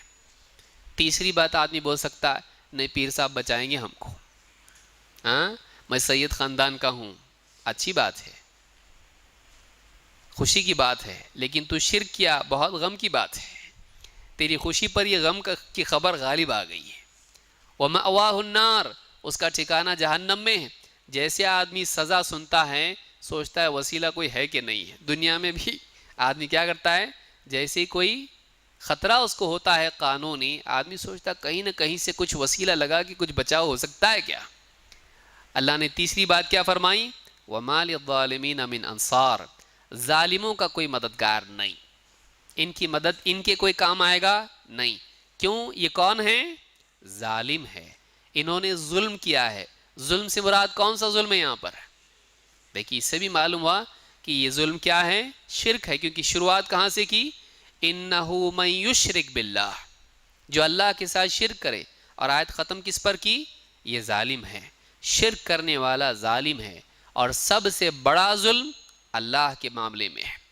کوئی آدمی ہے مثال کے طور پر اس نے جانور پر ظلم کیا، بغیر کسی سبب کے اس کو تکلیف دی، یہ بھی ظلم ہے۔ کسی انسان پر ظلم کیا اس نے، یہ بھی ظلم ہے، جان کے اعتبار سے، مال کے اعتبار سے، عزت کے اعتبار سے اس پر ظلم کیا۔ کسی کا مال چھینا، کسی کی عزت خراب کی، کسی کو تکلیف پہنچائی، یہ کیا ہے؟ سب ظلم ہے، لیکن یہ مخلوق پر ظلم ہے، یہ بھی برا ہے۔ کسی کا حق ہے جائیداد کا، نہیں دیا اسے، اس کی تجارت میں اس کا حق بنتا تھا منافع، نہیں دیا اس کو۔ کسی کا مال زمین ہڑپی، اس کی چیز چھینی تو نے، کسی کی چیز چھیننا کیا ہے؟ اس کا حق اس کو نہیں دینا، یہ کیا ہے؟ ظلم ہے۔ اور اللہ کا حق کیا ہے؟ اللہ کا حق کیا ہے؟ کون بتائے گا؟ ہاں،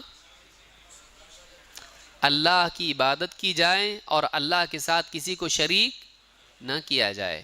حضرت معاذ بن جبل کی حدیث آپ کو یاد ہوگی، اللہ کے نبی صلی اللہ علیہ وسلم نے ان کو اپنے ساتھ سوار کیا، کہا اے معاذ کیا تم جانتے ہو اللہ کا حق بندوں پر کیا ہے اور بندوں کا حق اللہ پر کیا ہے؟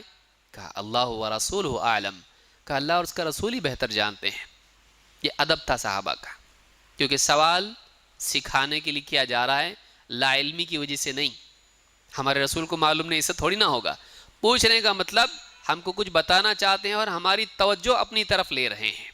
وَمَا تِلْكَ بِيَمِينِكَ يَا مُوسَىٰ، اے موسیٰ تیرے دائیں ہاتھ میں کیا ہے؟ اللہ کو نہیں معلوم، دھیان اس کی طرف کرنے کے لیے ہے، کیونکہ ابھی وہ چینج ہونے والا ہے، جیسے ڈالیں گے کیا بنے گا؟ اب اژدہا، سانپ بن جائے گا۔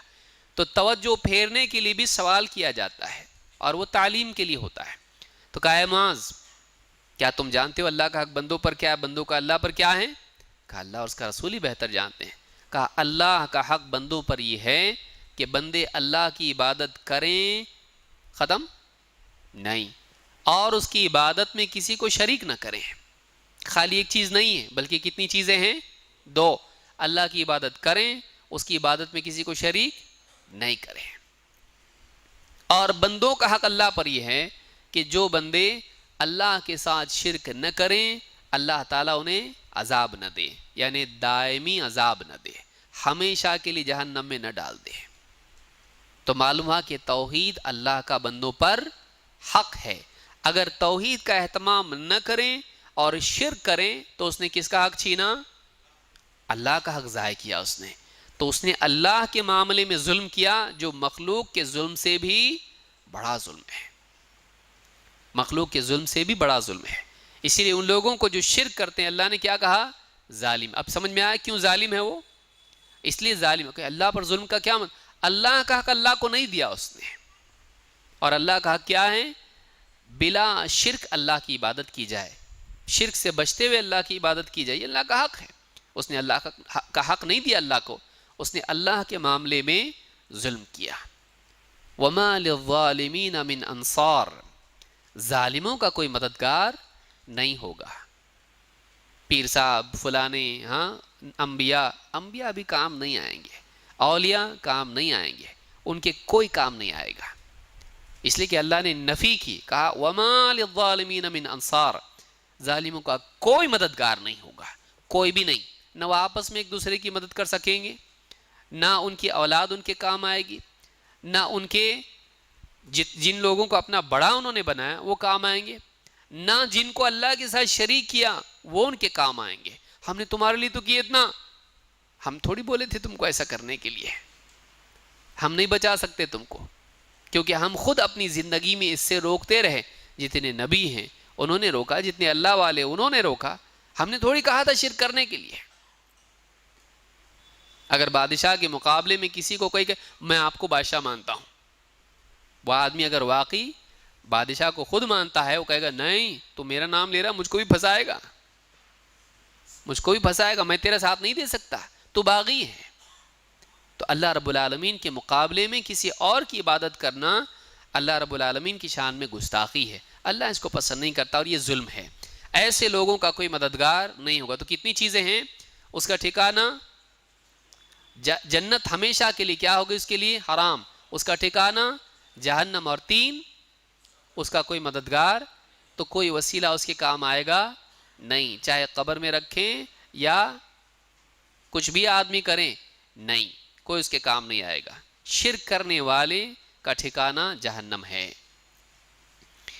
نمبر 5، نبی صلی اللہ علیہ وسلم کی سفارش اسی کے لیے ہے جو شرک سے بچے۔ شرک کرنے والے کے لیے نبی اکرم صلی اللہ علیہ وسلم کی سفارش کام نہیں آئے گی، آپ سفارش کریں گی نہیں اس کی۔ اللہ کے نبی صلی اللہ علیہ وسلم نے خود اس بات کو کہا ہے، آپ نے فرمایا لِكُلِّ نَبِيٍّ دَعْوَةٌ مُسْتَجَابَةٌ، ہر نبی کی ایک دعا ہوتی ہے جو ضرور قبول ہوتی ہے، یعنی جو مانگا وہی ملتا ہے۔ ہر نبی کی ایک دعا ہوتی ہے ایز اٹ از، جو مانگا ہے وہ ملتا ہے۔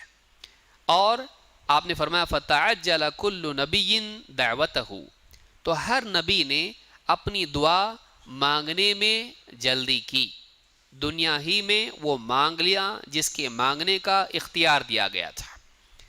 وَإِنِّي اخْتَبَأْتُ دَعْوَتِي شَفَاعَةً لِأُمَّتِي يَوْمَ الْقِيَامَةِ، لیکن میں نے اپنی دعا چھپا کے سنبھال کے رکھی ہے قیامت کے دن کے لیے، اپنی امت کے لیے، اپنے گھر والوں کے لیے نہیں، میرے لیے نہیں، کس کے لیے؟ اپنی امت کے لیے میں نے اپنی دعا چھپا کے سنبھال کے رکھی ہے۔ فَهِيَ نَائِلَةٌ إِنشَاءَ اللَّهُ، وہ یقیناً انشاءاللہ، یقیناً کے لیے بھی کہا جاتا ہے۔ فَهِيَ نَائِلَةٌ إِنشَاءَ اللَّهُ، وہ ضرور پہنچ کے رہے گی، مل کے رہے گی، کس کو؟ مَن مَاتَ مِنْ أُمَّتِي لَا يُشْرِكُ بِاللَّهِ شَيْئًا، وہ ضرور نصیب ہوگی، وہ ضرور ملے گی، کس کو ملے گی؟ مَن مَاتَ مِنْ أُمَّتِي، میرا وہ امتی، میری امت کا وہ شخص جو اس حال میں مرے، لا یشرک باللہ شیئا، کہ جو اللہ کے ساتھ کسی چیز کو شریک نہیں کرتا تھا۔ تو نبی صلی اللہ علیہ وسلم کی سفارش شفاعت کس کے لیے ہے؟ سوال جواب، وہی جو آپ بولے، بعض لوگ جواب کیسا دیتے ہیں، وہی جو آپ بولے وہی جواب۔ نبی صلی اللہ علیہ وسلم کی سفارش قیامت کے دن آخرت میں جو آپ نے سنبھال کے رکھی ہے وہ کس کو نصیب ہوگی؟ کون بتائے گا؟ حدیث کا جملہ کیا ہے؟ کوئی ایک بتائیے، چندہ ہو گیا ہے سب۔ آدمی اپنی آواز بھی اس میں چھپا لیتا، غلط بھی ہو تو معلوم نہیں ہوتا، پکڑا نہیں جاتا۔ کوئی ایک آدمی کہے مَن مَاتَ مِنْ أُمَّتِي لَا یشرک باللہ شیئا، جو اس حال میں مرے، یعنی کہا جو شرک نہیں کرتا تھا، مرتے وقت شرک کیا تو سب برباد۔ مَن مَاتَ مِنْ أُمَّتِي، جو میری امت میں سے تھا اور اس حال میں مرا کہ اللہ کے ساتھ کسی چیز کو شریک نہیں کرتا تھا، نتھنگ، کچھ نہیں، نہ پیڑ پودے، پتھر، ستارے، چاند، سورج، فرشتے، انبیاء، صالحین، قبریں، انگوٹھی، تعویذ، گنڈے، فوٹو، کچھ بھی نہیں. کڑے، دھاگے، لیمو، ناریل. کتنے آپشن سے شرک کرنے والوں کے لیے. ہم لوگوں کے لیے ایک ہی اللہ بس. سوچئے اللہ ہم سب کی حفاظت فرمائے، ہم کو شرک سے محفوظ رکھے. آدمی اللہ کو چھوڑ کے دیکھیے کہاں لیمبو تک چلا جاتا، اتنا لیمبو وہ بھی بچائے گا، اور اس کے ساتھ مرچ. مسلمان ہے. اللہ رب العالمین یعنی اللہ تعالیٰ قرآن کریم میں فرماتا ہے وَمَا قَدَرُ اللَّهَ حَقَّ قَدْرِهِ، انہوں نے اللہ کی قدر نہیں کی جیسی کی کرنی چاہیے تھی. معلوم ہوا کہ شرک نتیجہ ہے اللہ کی ناقدری کا. جو اللہ کو صحیح پہچانتا نہیں ہے وہی شرک میں مبتلا ہوتا ہے. جس کو اللہ کی صحیح معرفت ہو وہ کبھی شرک میں نہیں جائے گا. جس کو اللہ کی صحیح معرفت ہو، جو اللہ کی عظمت کو پا چکا ہو، وہ آدمی کبھی مخلوق کی عظمت میں نہیں کھو سکتا ہے. اس کے دل میں مخلوق کی حقارت رہے گی اللہ کے مقابلے میں. اللہ کے مقابلے میں کوئی نہیں، اللہ تعالیٰ سب سے بڑا ہے. اسی لیے نبی کریم صلی اللہ علیہ وسلم کو جب اللہ نے پہلی مرتبہ دعوت کا حکم دیا، یا ایھا المدثر قم فانذر، اور کیا کہا آگے، وربک فکبر، اے چادر میں لپٹنے والے کھڑے ہو جائیے. قم فانذر، لوگوں کو خبردار کیجئے. جس برائی میں مبتلا ہیں اس کے انجام سے خبردار کیجئے. اور کیا کیجئے، وَرَبَّكَ فَكَبِّرْ، اپنے رب کی بڑائی بیان کیجئے. کیونکہ رب کی بڑائی بیان کرنے سے بتوں کے چھوٹا اور حقیر ہونے کا احساس پیدا ہوگا. اللہ کتنا بڑا ہے، تو اللہ کی عظمت بیان کیجئے. اور پورا قرآن اللہ کی عظمت بیان کرنے کے لیے نازل ہوا ہے، اللہ کے حقوق بتانے کے لیے نازل ہوا ہے، اور اس کے انجام اور اس کے برخلاف کے انجام بتانے کے لیے. اور پھر جن لوگوں نے اچھا کیا ان کا انجام کیا ہوا، جن لوگوں نے برا کیا ان کا انجام کیا ہوا. پورا قرآن اس کے اطراف ہے. یہ اصل قرآن کا مواد ہے. تو یہاں پر آپ دیکھیں گے کہ اس حدیث سے معلوم ہوتا ہے کہ جو لوگ شرک کریں ان کو نبی صلی اللہ علیہ وسلم کی سفارش نصیب نہیں ہوگی. شرک پر مرنے والے کی مغفرت نہیں، چاہے وہ نبی کا کوئی قریبی ہی کیوں نہ ہو. معروف واقعہ ہے، ہم اس کو پڑھ لیتے ہیں، اس کو سمجھتے ہیں. سعید بن مسیب رحم اللہ فرماتے ہیں لما حضرت ابا طالب الوفاہ جاءہ رسول اللہ صلی اللہ علیہ وسلم، جب ابو طالب کی وفات کا وقت آیا.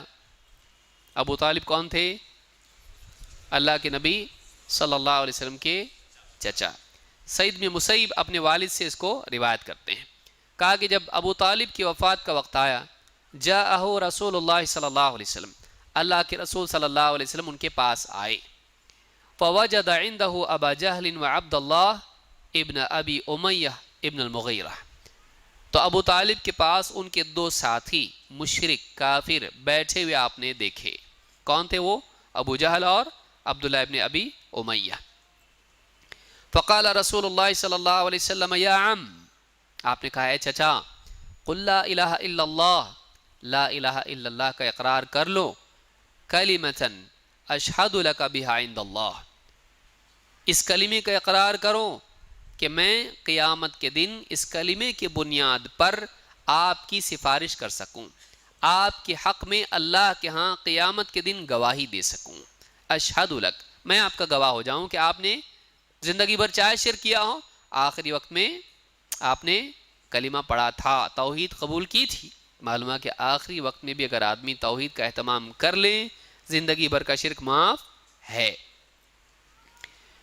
فقال ابو جہل و عبداللہ ابن ابی امیہ، دونوں ساتھی غلط دوست، انہوں نے کیا کہا؟ انہوں نے کہا یا ابا طالب اترغب عن ملت عبد المطلب، کہا اے ابو طالب، اپنے باپ عبد المطلب کے دین سے تم پھر جاؤ گے؟ باپ دادا کا دین، دلیل کیا ہے؟ باپ دادا کا دین چھوڑ دو گے؟ فلم یزل رسول اللہ صلی اللہ علیہ وسلم یعرضها علیہ ویعید له تلک المقالہ. اللہ کے نبی صلی اللہ علیہ وسلم مسلسل ابو طالب پر توحید کی دعوت پیش کرتے رہے اور آپ یہی بات دہراتے رہے. حتی قال ابو طالب آخر ما کلمہم، آخری بات یہاں تک کہ ابو طالب نے جو کہی وہ کیا تھی؟ هو علی ملت عبد المطلب وابى ان يقول لا الہ الا اللہ. انہوں نے کہا آخری بات جو کہی، کہا کہ میں اپنے باپ کے دین عبد المطلب کے دین پر ہوں اور لا الہ الا اللہ کہنے سے انکار کر دیا، نہیں مانتا میں اس کو، میں ایکسیپٹ نہیں کرتا اس کو. فقال رسول اللہ صلی اللہ علیہ وسلم، آپ دیکھیے اللہ کے رسول صلی اللہ علیہ وسلم اپنی بات پیش کر رہے ہیں اور دو ساتھی ان کی بات پیش کر رہے ہیں. ابو طالب نے کس کی بات مانی؟ دوستوں کی. علماء نے کہا دیکھو بری سنگت کا یہ نقصان ہوتا ہے، برے دوست آخری وقت میں ڈبو دیتے ہیں، کتنا بڑا نقصان ہے. لہٰذا انسان کو اپنی صحبت صحیح رکھنا چاہیے، انسان کو وہ ہلاک کر دیتے ہیں. اور انہوں نے نہیں تسلیم کیا اور اسی طرح سے باپ دادا کے دین کی پیروی کا زوم کہ میں باپ دادا کے دین کو نہیں چھوڑ سکتا ہے، اس نے ان کو تباہ کر دیا. اندھی تقلید ہے، اندھی تقلید نے تباہ کر دیا. دو چیزیں ہیں، بری صحبت اور اندھی تقلید. اللہ کے رسول صلی اللہ علیہ وسلم نے ان کی وفات پہ کہا، فقال رسول اللہ صلی اللہ علیہ وسلم اما واللہ لاستغفرن لک ما لم انہ عنک. کہا کہ میں آپ کے لیے اے چچا میں تمہارے لیے مغفرت کی دعا کرتا رہوں گا یہاں تک کہ مجھے اس سے منع کر دیا جائے. فانزل اللہ عز وجل، اس پر اللہ نے آیت نازل کی. کیا آیت ہے وہ؟ ما کان للنبی والذین آمنوا ان یستغفروا للمشرکین ولو كانوا اولی قربى من بعد ما تبین لهم انہم اصحاب الجحیم. نبی اور ایمان والوں کے لیے ہرگز اس بات کی گنجائش نہیں کہ وہ مشرکین کے لیے مغفرت کی دعا کریں چاہے وہ ان کے قریبی رشتہ دار ہی کیوں نہ ہو. من بعد ما تبین لهم انہم اصحاب الجحیم، جبکہ یہ صاف واضح ہو چکا ہو کہ جہنمی ہیں. جب ان کا جہنمی ہونا معلوم ہو گیا ہے اب ان کے لیے مغفرت کی دعا نہیں کر سکتے ہیں. جہنمی ہونا کیسے معلوم ہوتا؟ وحی کے ذریعے سے. تو جب معلوم ہو چکا ہو کہ یہ جہنمی ہیں تو ان کے لیے مغفرت کی دعا نہیں ہو سکتی ہے. وَأَنزَلَ اللَّهُ تَعَالَى فِي أَبِي طَالِبٍ فَقَالَ لِرَسُولِ اللَّهِ صلی اللہ علیہ وسلم، اور اللہ تعالیٰ نے ابو طالب کے بارے میں اللہ کے رسول صلی اللہ علیہ وسلم سے خطاب کرتے ہوئے آیت نازل کی، إِنَّكَ لَا تَهْدِي مَنْ أَحْبَبْتَ وَلَكِنَّ اللَّهَ يَهْدِي مَنْ يَشَاءُ وَهُوَ أَعْلَمُ بِالْمُهْتَدِينَ. اے نبی آپ جسے چاہو اسے ہدایت دے دو، ایسا نہیں ہے، بلکہ اللہ جسے پسند کرے اللہ اس کو ہدایت دیتا ہے. اور اللہ کو خوب معلوم ہے کون ہدایت کے لائق ہیں، کون ہدایت والے ہیں، اللہ کو معلوم ہے. اللہ کو کسی کے بتانے کی ضرورت نہیں کہ اس کو ہدایت ملنا چاہیے اس کو ملنا چاہیے. اللہ خوب جانتا ہے کون ہدایت کے لائق ہیں. آپ چاہو کہ اس کو ہدایت مل جائے، نہیں، اللہ جس کو چاہے گا ہدایت دے گا. معلوم یہ ہوا کہ ہدایت نبی کے ہاتھ میں بھی نہیں ہوتی ہے.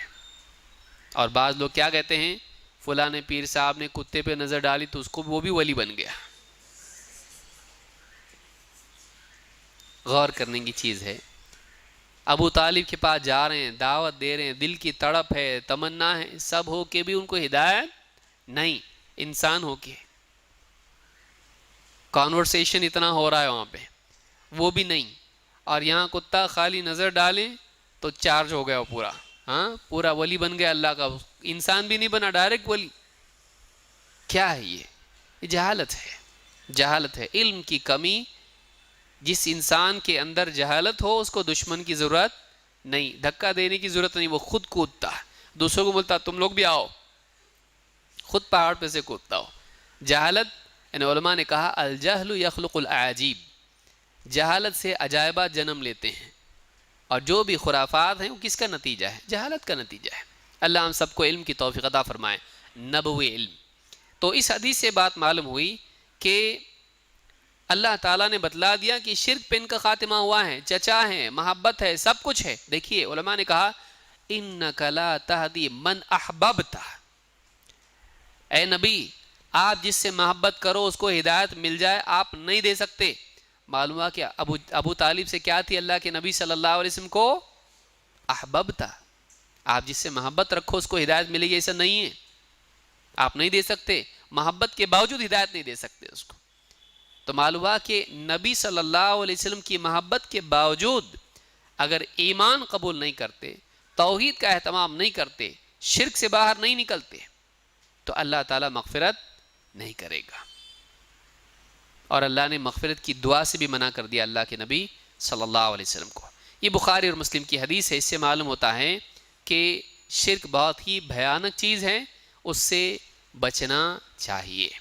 تو اس میں ہم نے بہت ساری چیزیں سیکھی. توحید ضروری ہے اور شرک سے بچنا بھی ضروری ہے. توحید کے سلسلے ہم نے بہت ساری باتیں دیکھی اور شرک کے بارے میں بھی ہم نے بعض باتیں دیکھی. اس کا اہتمام اپنی زندگی میں ہم کو کرنا چاہیے. آئیے آگے بڑھتے ہیں. اب اس یعنی درس کا دوسرا حصہ ہے، وہ کیا ہے؟ کیا ہے؟ توحید اور اقسام توحید، یعنی توحید کی کیٹیگریز کیا ہیں، کتنی قسم کی توحید ہے، تو توحید کی تفصیل کیا ہے. ٹھیک ہے، توحید بہت ضروری ہے، اس کا اہتمام کرنا چاہیے، اس کے بغیر ہماری نجات نہیں ہو سکتی ہے. توحید ہے کیا، توحید کیا ہے، یہ بھی معلوم ہونا ضروری ہے. بالتفصیل توحید کیا ہے معلوم ہو. سب سے پہلی بات تو یہ کہ بعض لوگ کہتے ہیں توحید توحید تم کرتے ہو، توحید کا لفظ کہاں سے لائے؟ ایمان اصل ہے. توحید کا لفظ بھی قرآن و سنت میں ہم کو ملتا ہے اور حدیث میں صراحت کے ساتھ ملتا ہے. حدیث میں صراحت کے ساتھ ملتا ہے. جیسے مثال کے طور پر قرآن میں اللہ نے کیا فرمایا؟ اجعل الآلہۃ الہا واحدا ان ھذا لشیء عجاب. کیا اس نے سارے معبودوں کا ایک معبود کر دیا؟ یہ کیا ہے؟ ان ھذا لشیء عجاب، یہ بڑی عجیب چیز ہے. کون کہتا تھا؟ مشرکین. تو اللہ کے نبی صلی اللہ علیہ وسلم اللہ واحد کی عبادت کی دعوت دیتے تھے. تو یہ کیا ہے؟ اسی کو کیا کہتے ہیں؟ توحید. کہ ایک اللہ کی عبادت کرنا باقی ساری عبادت کو چھوڑ کر، اسی کو توحید کہتے ہیں. لیکن توحید نہ صرف عبادت میں ہوتی ہے بلکہ ربوبیت اور اسماء و صفات میں بھی ہے، اور یہ بھی قرآن کریم میں ہم کو ملتی ہے، جس کی آیت ہم دیکھیں گے. لیکن اس سے پہلے ہم دیکھیں گے کہ کیا لفظ توحید، اس کی دلیل ہمارے پاس کتاب و سنت سے ہے. دو دلیلیں ہم اس کی دیکھیں گے.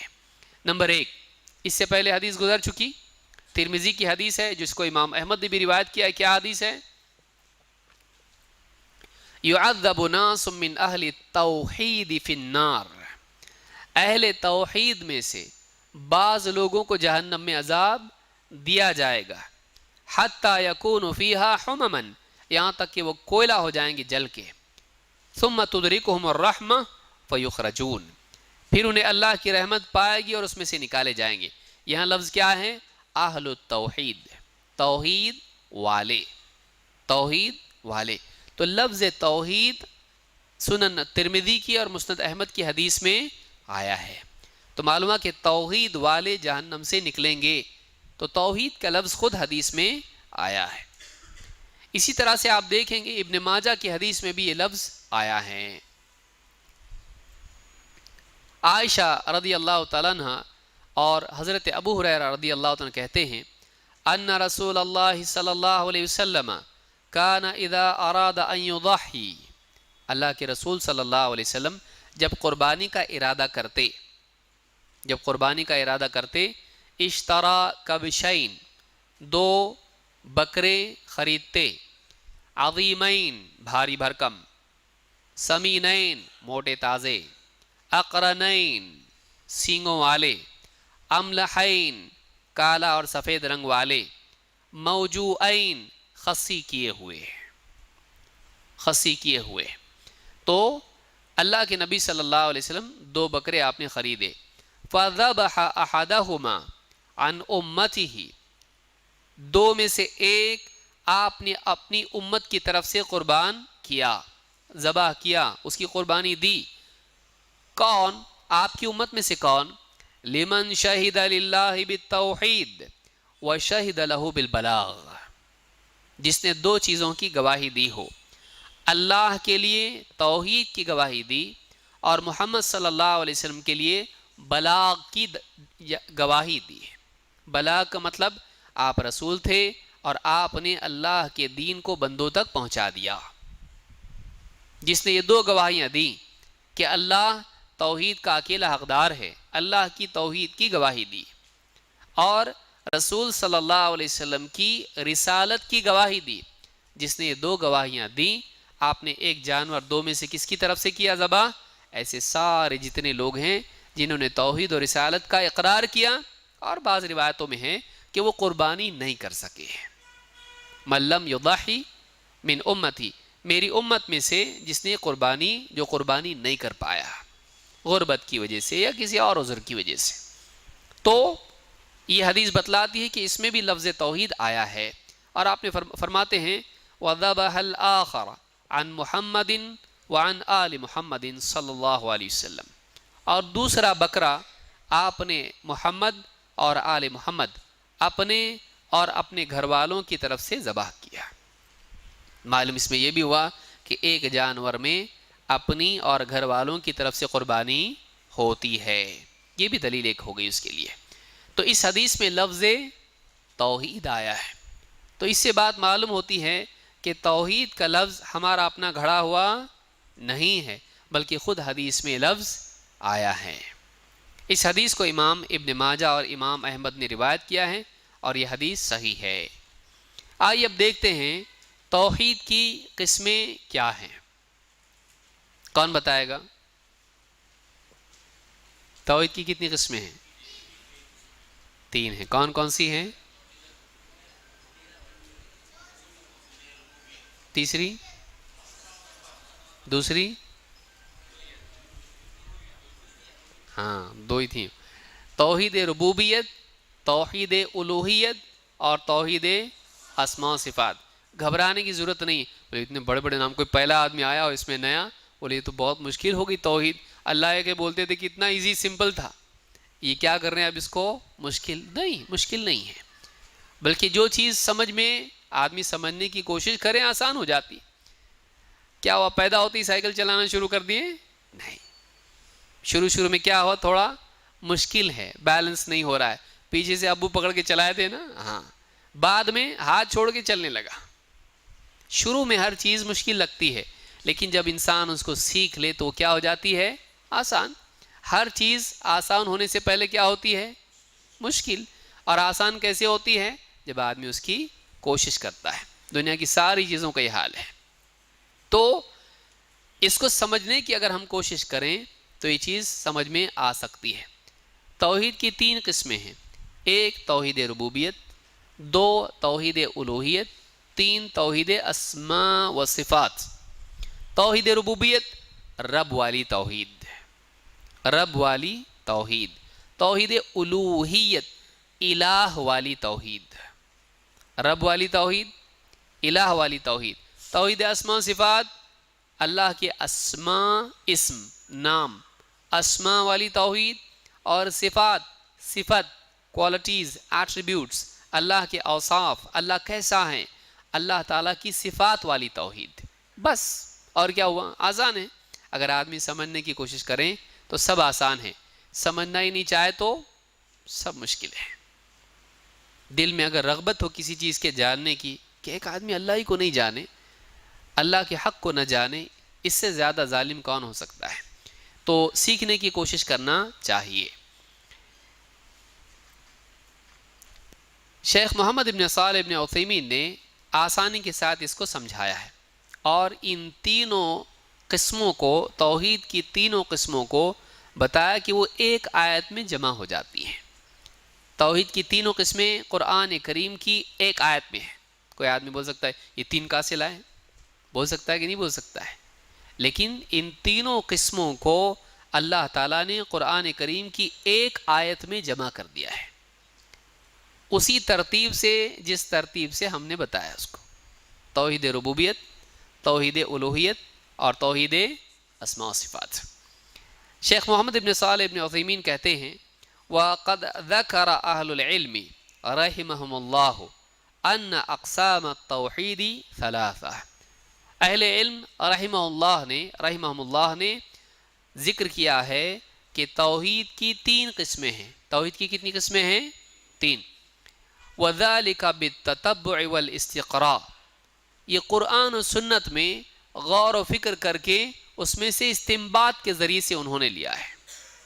قرآن میں سے نہیں آیا توحید کی 3 قسمیں ہیں، توحید ربوبیت، توحید الوہیت، توحید اسماء و صفات. قرآن میں ایسا نہیں آیا ہے.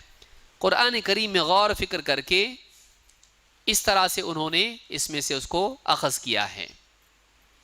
اولها توحید الربوبیہ، والثانی توحید الالوہیہ، والثالث توحید الاسماء والصفات.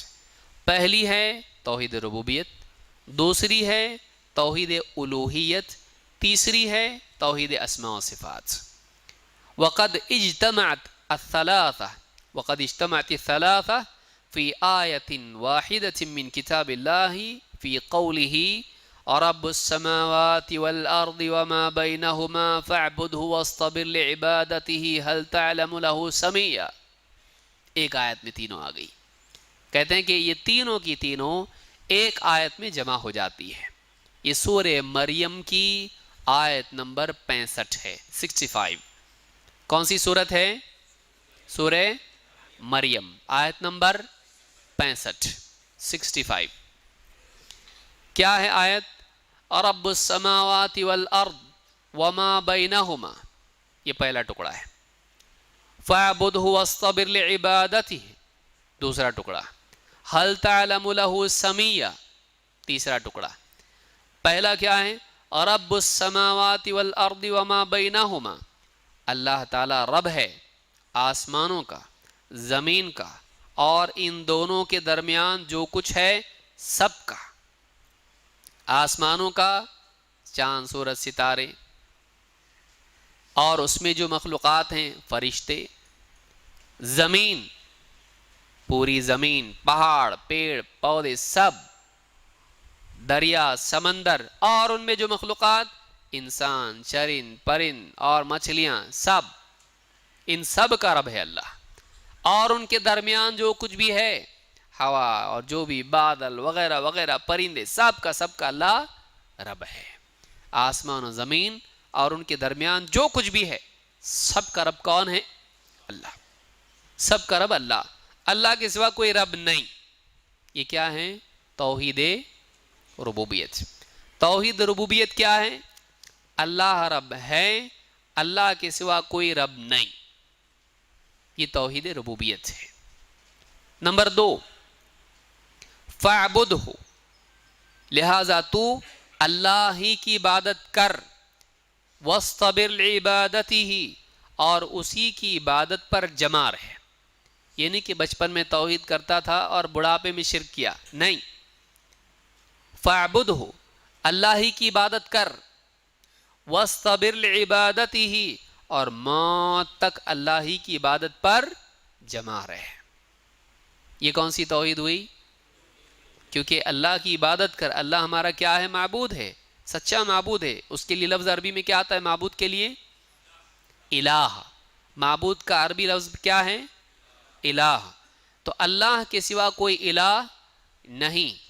تو فاعبدہ واصطبر لعبادتہ، تو اللہ ہی کی عبادت کر اور اسی کی عبادت پر جمع رہے. یہ کون سی توحید ہوئی؟ توحید الوہیت. اس کا دوسرا نام ہے توحید عبادت. توحید الوہیت بھی کہہ سکتے ہیں، اور دوسرا نام کیا ہے؟ توحید الوہیت. بولنے نہیں آتا، اچھی بات ہے. توحید عبادت آسانی سے بول سکتے ہیں کہ عبادت اللہ کی، کسی اور کی نہیں. اللہ کی عبادت کرنا، کسی اور کی عبادت نہیں کرنا. توحید کا یہ مطلب نہیں ہے کسی اور کی عبادت نہیں کرنا. اللہ کی کرتا کہ نہیں؟ نہیں. توحید ہوئی یہ اللہ کی عبادت کرنا، کسی اور کی عبادت نہیں کرنا. اسی لیے حضرت معاذ کی حدیث میں کیا ہے کہ جو اللہ کی عبادت کریں اور اس کی عبادت میں کسی اور کو شریک نہیں کرے. تو عبادت کرنا، شریک نہیں کرنا. یاد رہے گا یہ، عبادت کرنا اللہ کی، کسی اور کی عبادت نہیں کرنا. تو کتنے اس میں حصے ہوئے؟ 2. کتنے کلاز ہے اسٹیٹمنٹ میں؟ 2 ہیں. اللہ کی عبادت، دوسرے کی عبادت نہیں. اللہ کے لیے ہاں، دوسرے کے لیے نہ. یس بھی نو بھی دونوں نہ چاہیے، خالی یس بھی نہیں. ہاں اللہ کی عبادت کرنا چاہیے، شرک بھی کرتا، کسی اور یعنی بندوں کی عبادت نہیں کرنا چاہیے، اللہ کی کرتا نہیں، تو یہ بھی غلط، وہ بھی غلط. دونوں کو جمع کرنا، اللہ کی عبادت کرنا، کسی اور کی عبادت نہیں کرنا. تو فَاعْبُدْهُ وَاصْطَبِرْ لِعِبَادَتِهِ، یہ کیا ہوئی؟ توحید الوہیت. الہ سے لفظ بنا ہے الوہیت، اللہ کی الوہیت کا اہتمام کرنا، ماننا، تسلیم کرنا اور شرک نہیں کرنا.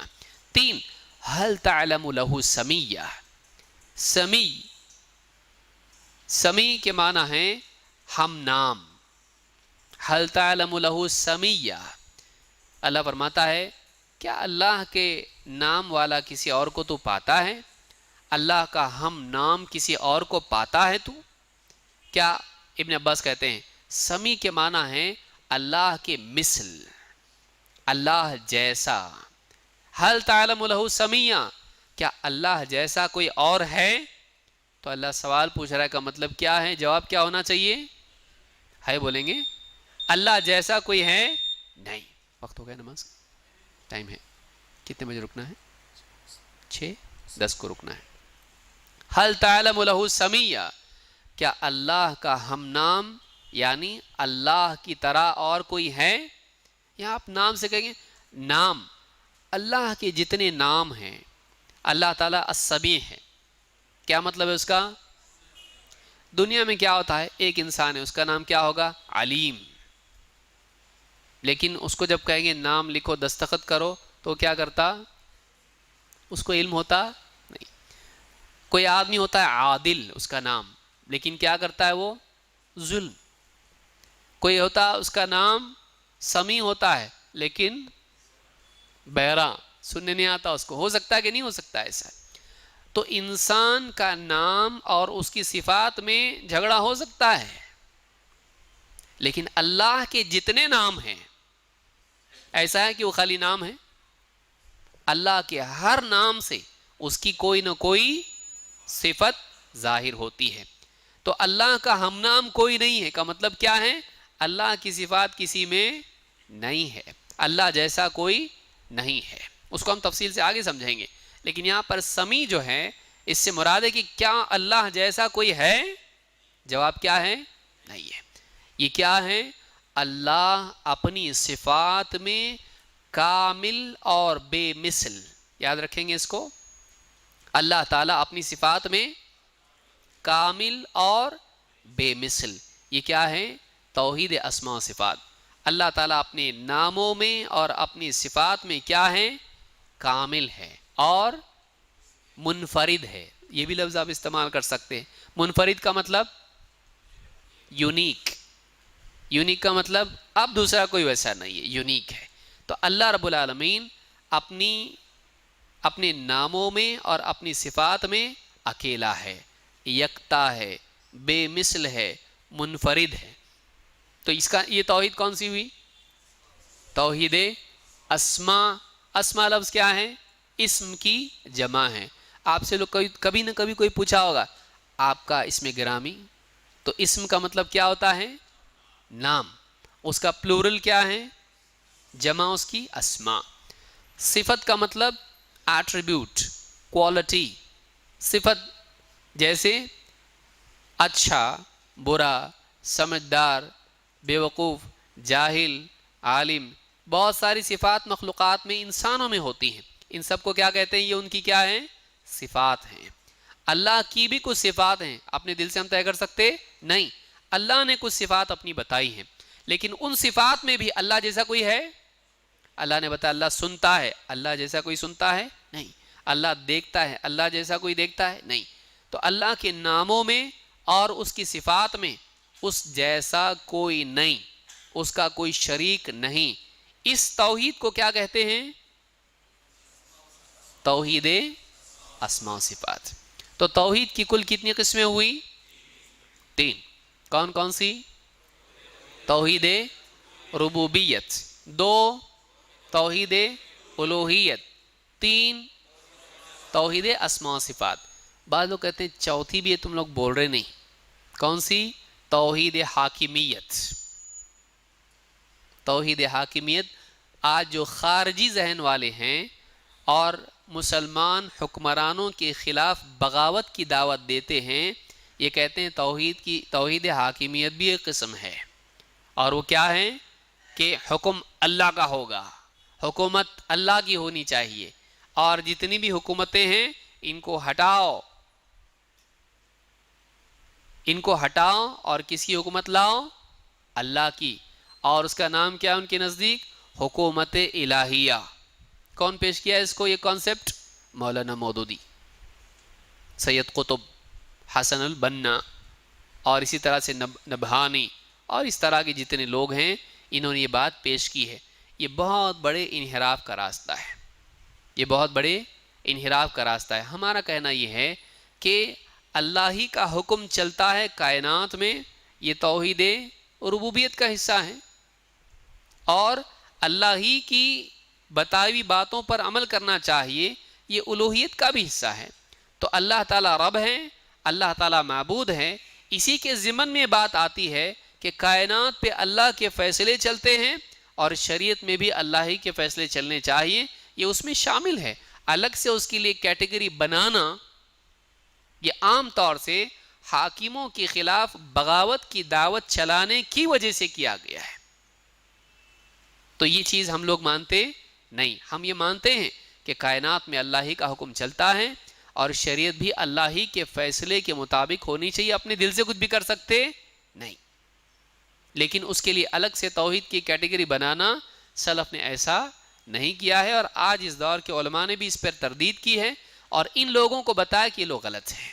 تو یاد رکھیں، کوئی آ کے بولے چوتھی بھی ایک قسم ہے جو اس میں مینشن نہیں ہے، تو آپ کہیں گے کہ ہاں مینشن ہے، لیکن اس کو ہم کو مینشن نہیں کرنا ہے، وہ آلریڈی اس میں ہے ربوبیت میں، جیسا کہ آگے آئے گا، اس کو یاد رکھیں۔ تو توحید کی 3 قسمیں ہم نے دیکھی، توحید ربوبیت، توحید الوہیت، اور توحید اسماء و صفات۔ کس آیت میں یہ کون پڑھ کے سنائے گا آیت؟ سورہ فاتحہ میں یہ آیت، ایک آیت میں تینوں قسمیں ہیں۔ سورہ مریم کی آیت نمبر 65۔ کون پڑھ کے سنائے گا؟ ہاں کھڑے ہو جاؤ۔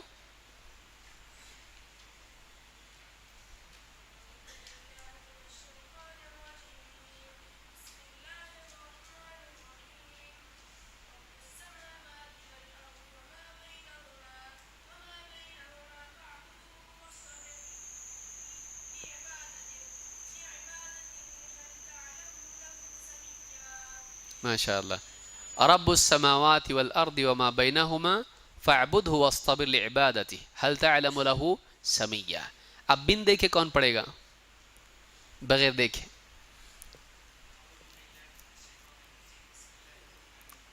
کھڑے ہو جائے۔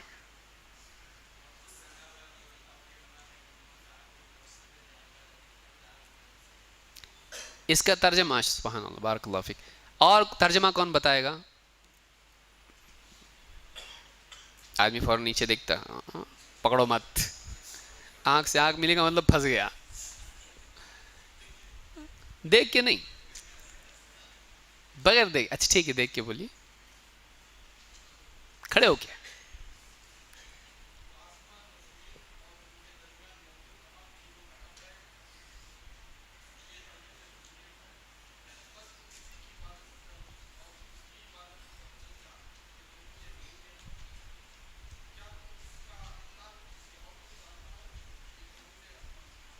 یہ کیا ہے؟ توحید اسماء و صفات۔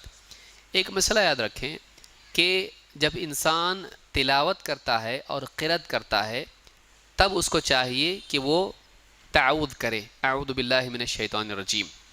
لیکن اگر استدلال کرتا ہے، بطور دلیل کوئی بات پیش کرتا ہے، تب اس کے لیے ضروری نہیں کہ وہ تعوذ کرے۔ نبی صلی اللہ علیہ وسلم، صحابہ اور اہل علم نے جہاں بھی استدلال دلیل دی ہے کسی مسئلے میں، اس سے پہلے اعوذ باللہ پڑھنے کی ضرورت نہیں ہے۔ اور قرأت اگر آدمی کر رہا ہے، مثلا قرآن پڑھ کے سناؤ ذرا، تو تلاوت کی نیت سے تعبدی اعتبار سے جب پڑھتا ہے، عبادت کے طور پر تلاوت جب کرتا ہے، تب اس کو چاہیے فَإِذَا قَرَأْتَ الْقُرْآنَ فَاسْتَعِذْ بِاللَّهِ مِنَ الشَّيْطَانِ الرَّجِيمِ، اس وقت میں پڑھے۔ بسم اللہ الرحمن الرحیم کا بھی اصول یہ ہے کہ جب سورت کی شروعات سے پڑھے گا، جب سورت کی شروعات سے پڑھے تب بسم اللہ الرحمن الرحیم کہے، کیونکہ اس کی جگہ وہی ہے۔ درمیان سے جب پڑھے گا، تلاوت جب شروع کرے گا، تو اس کے لیے کتنا کافی ہے؟ اعوذ باللہ من الشیطان الرجیم۔ یاد رکھیں گے اس کو، تو یہ بات یاد رکھیں۔ تو شیخ عثیمین نے جو بات کہی ہے، کہتے ہیں کہ رب السماوات والارض وما بینہما فاعبدہ واصطبر لعبادتہ هل تعلم له سمیہ، کہتے ہیں فقولہ تعالی رب السماوات والارض وما بینہما ھذا توحید الربوبیہ، کہتے ہیں یہ جو پہلا حصہ ہے یہ توحید ربوبیت ہے۔ دوسرا حصہ کون سا ہے؟ وقولہ فاعبدہ واصطبر لعبادتہ، کہتے ہیں ھذا توحید الالوہیہ، فاعبدہ واصطبر لعبادتہ یہ کیا ہے؟ توحید الوہیت ہے۔ وقولہ تعالی هل تعلم له سمیہ ھذا توحید الاسماء والصفات، یہ تیسرا حصہ هل تعلم له سمیہ توحید اسماء و صفات ہے۔ تو یہ فتاوی نور علی الدرب میں یہ بات انہوں نے کہی ہے سوال نمبر 300 کے جواب میں۔ اس سے یہ بات معلوم ہوئی کہ توحید کی یہ 3 قسمیں ہم نے اپنے دل سے گھڑی ہیں نہیں، بلکہ اللہ تعالیٰ نے ایک آیت میں تینوں کو جمع کیا ہے، اسی لیے ہم بھی ان 3 توحید کی 3 قسموں کو بیان کرتے ہیں۔ اس کی تفصیل کیا ہے انشاءاللہ ہم مغرب کی نماز کے بعد اس کو دیکھنے کی کوشش کریں گے، اور 3 قسمیں توحید کی، توحید ربوبیت، توحید الوہیت اور توحید اسماء و صفات، انشاءاللہ اس کو سمجھنے کی کوشش کریں گے۔ اقول ھذا واستغفر اللہ لی ولکم۔